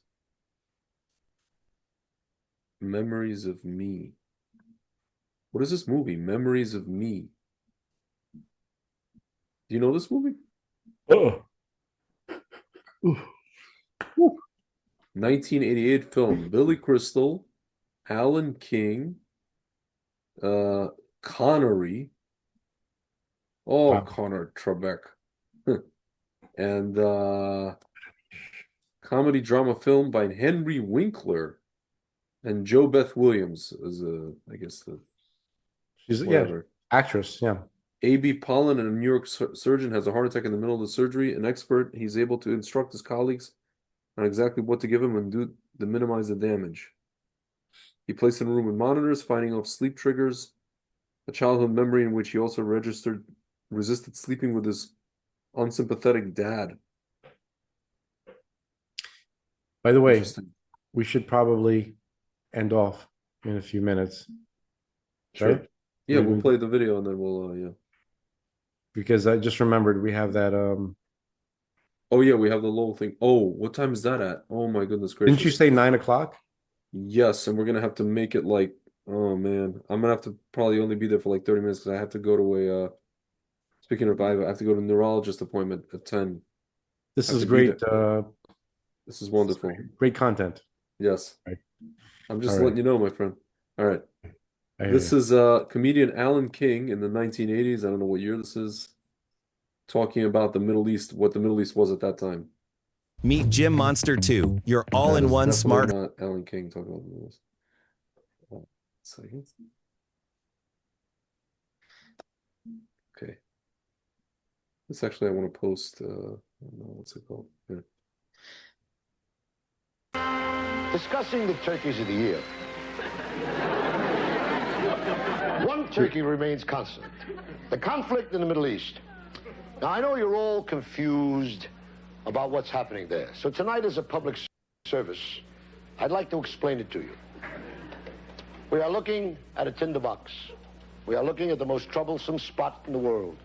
And what the problem is, basically, it's tribal and feudal hostility. Right now, Iraq and Iran are at each other's throats. And the Middle East is choosing up sides. It all started when the Shah was kicked off the peacock throne. I know you've all read that the Shah's son in exile, the young Pahlavi, declared himself the new Shah of Iran, to great acclaim. His mother applauded. When the Shah fled, he was replaced by Bakhtiar, who was immediately replaced by Bani Sa.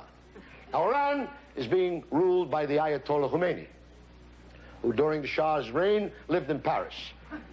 Some people say that the Ayatollah has a few strands missing from his flying carpet.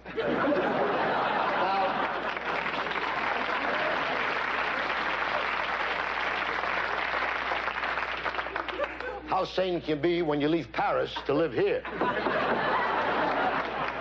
Now, Iraq is being run by Saddam Hussein. He went to school in America and was voted the man most likely to invade Iran. Aligned with Iraq is Saudi Arabia, ruled by the King Khalid of the House of Saud. Now, Saudi Arabia, a monarchy, in Iraq, a socialist state, swallowed their differences and banded together to form an informal power bloc. Now, Jordan, who was ruled by King Hussein, not to be confused with Saddam Hussein. See, now, Jordan is aligned with Saudi Arabia. Jordan had to align with Saudi Arabia because Saudi Arabia holds the mortgage on Jordan.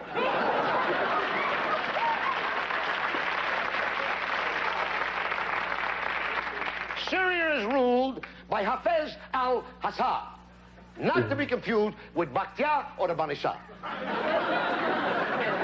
Although Syria's sympathy lie with Iran, they can't get involved because they're very busy keeping the peace in Lebanon. And they're doing a terrific job. Lebanon is in pieces. And Lebanon is run by this man, Danny Thomas. He's actually Lebanese. Yeah. He's a famous, performer. Not to be confused with the King Khaled, although they share the same nose.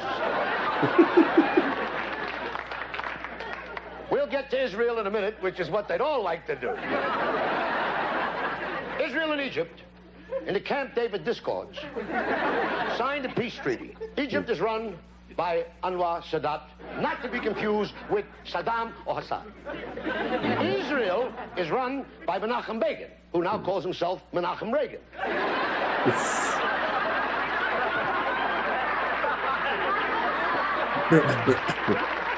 Menachem Begin promises he's not going to build any more settlements on the West Bank, only condominiums.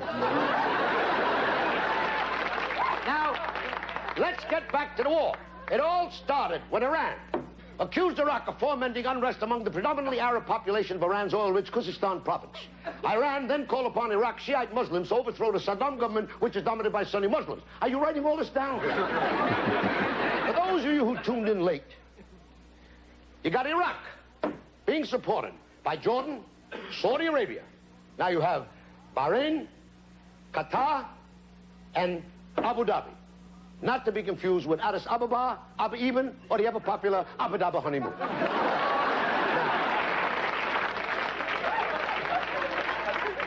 Let's not forget the tiny nation of Kuwait. Kuwait? Kuwait. Kuwait. All they're interested in is pumping oil. They have to get their oil through the Straits of Hormuz, which is controlled by Oman, which is ruled by the Sultan Qaboos. What the hell is he dressed up for? Oman's got 11 people in a goat.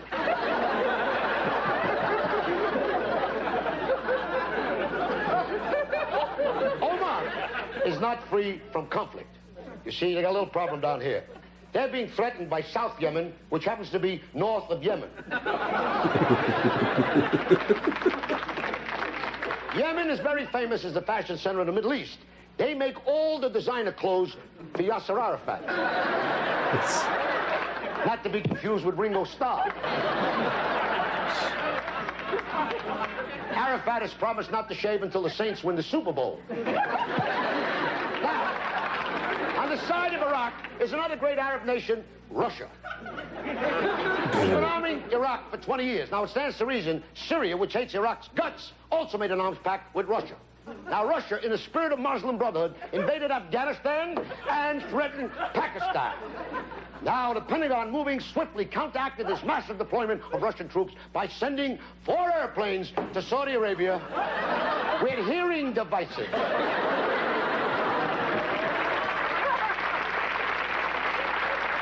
So now we can hear how bad we're doing there. Now, who's on the side of rich little Iran? Not rich, little, no. We have Libya, which is run by Colonel Gaddafi, and they gotta throw a net on this guy. Colonel Gaddafi makes the Ayatollah look like Donny Osmond. This whole situation is available in the game by Parker Brothers. Now, this is the stage. These are the cast of players. You put music to this, we'd have a hell of a hit. The Middle East Side Story. 1, 2.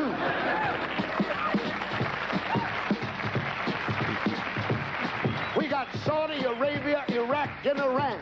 Libya, Algeria, Qatar, and Oman. South Yemen, which is north.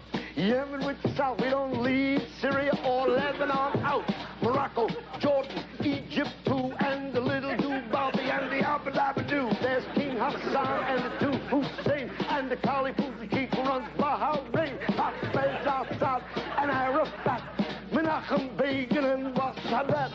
Bani Sada, Khomeini, and the Khalid who's the king of Arabi. All the folks who cruise down the Straits of Hormuz gotta pay their dues to the Sultan Qaboos. But forget their name, they'll be changing soon on the Abu Dhabi. On the Abu Dhabi. On the Abu Dhabi. Honeymoon.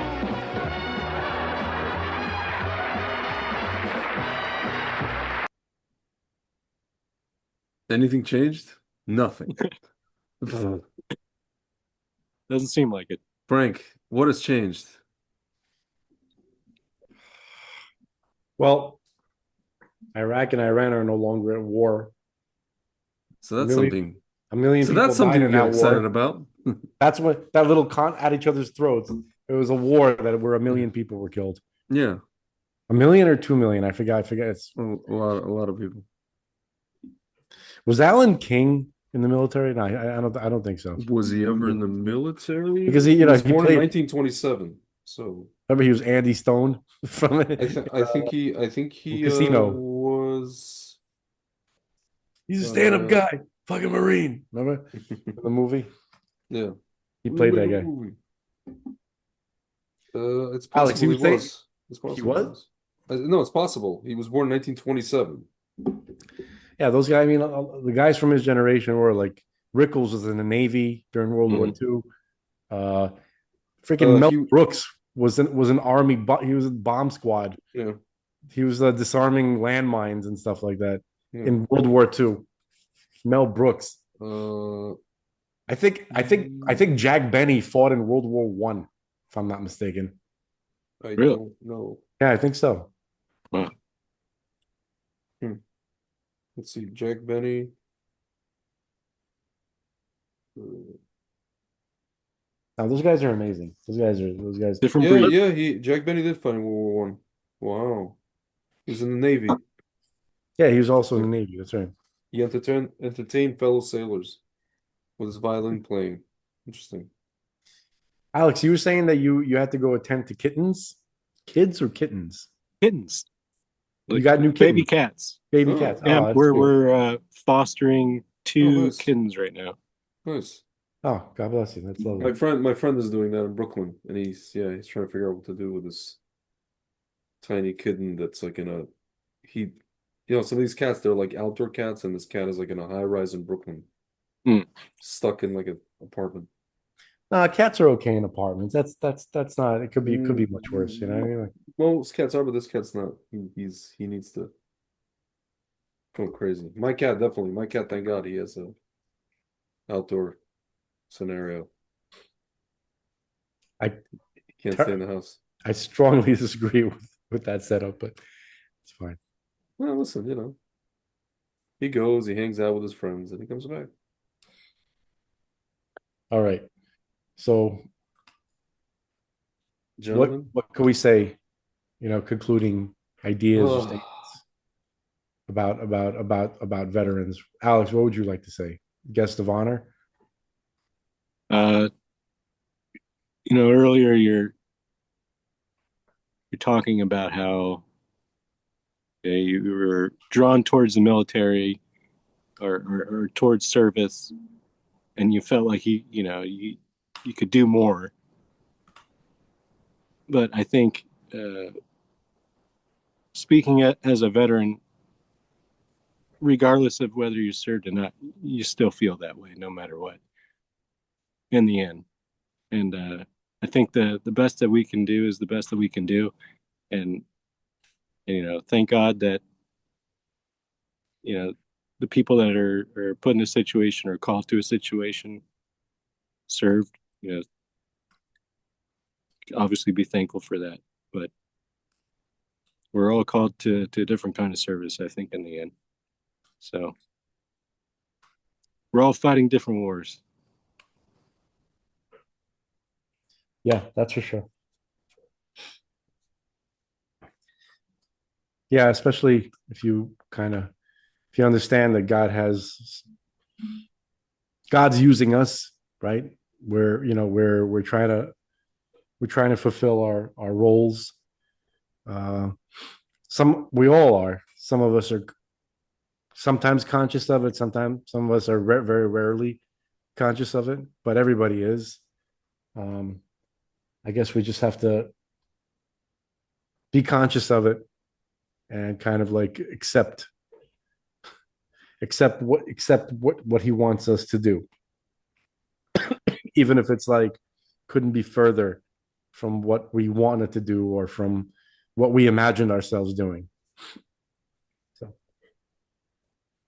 and hopefully it'll be over soon, in a good way, in a good way, in a good way.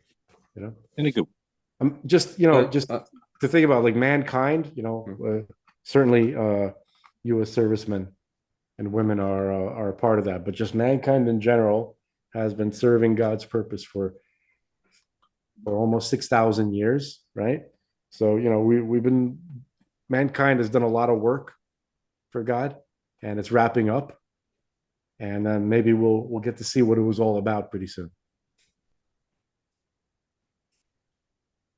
Frank, I was in the car today and I was just thinking about this whole thing with Mamdani, and something came over me, and I got the feeling that it's possible God may not allow him to become the mayor of New York. Like he won't allow it because it's just like not even. I like things. I said in the rogue that I made today. I want the kibbutz galiot. I want the ingathering of the exiles, but I want it to happen in a pleasant way. I like things to happen in a pleasant way. I don't like things people, like you said, like people have to be forced to move, and like it's not Stinks. violence, and all like somebody attacking somebody, and then like this guy not doing anything about it. It's just bad. Some, People are gonna take notice of that. They're gonna take notice. Somebody's grandma panicking. That's not a. Yeah, dude, his dad, like this freaking Mahmoud, whatever. Somebody asked him about it on a podcast. Like, yeah, something like they should be worried. Like it's just like the Afrikaans were worried during apartheid. Like he compared it, like Jews living in New York are Afrikaans during apartheid. Yeah. Like, dude, this is not. I can't imagine Hashem just like allowing this. I don't know. Well, he allowed other things. Who knows? Whatever. Yeah, unfortunately, that's not. Yeah. That's not. Yeah, it's not a good barometer. No.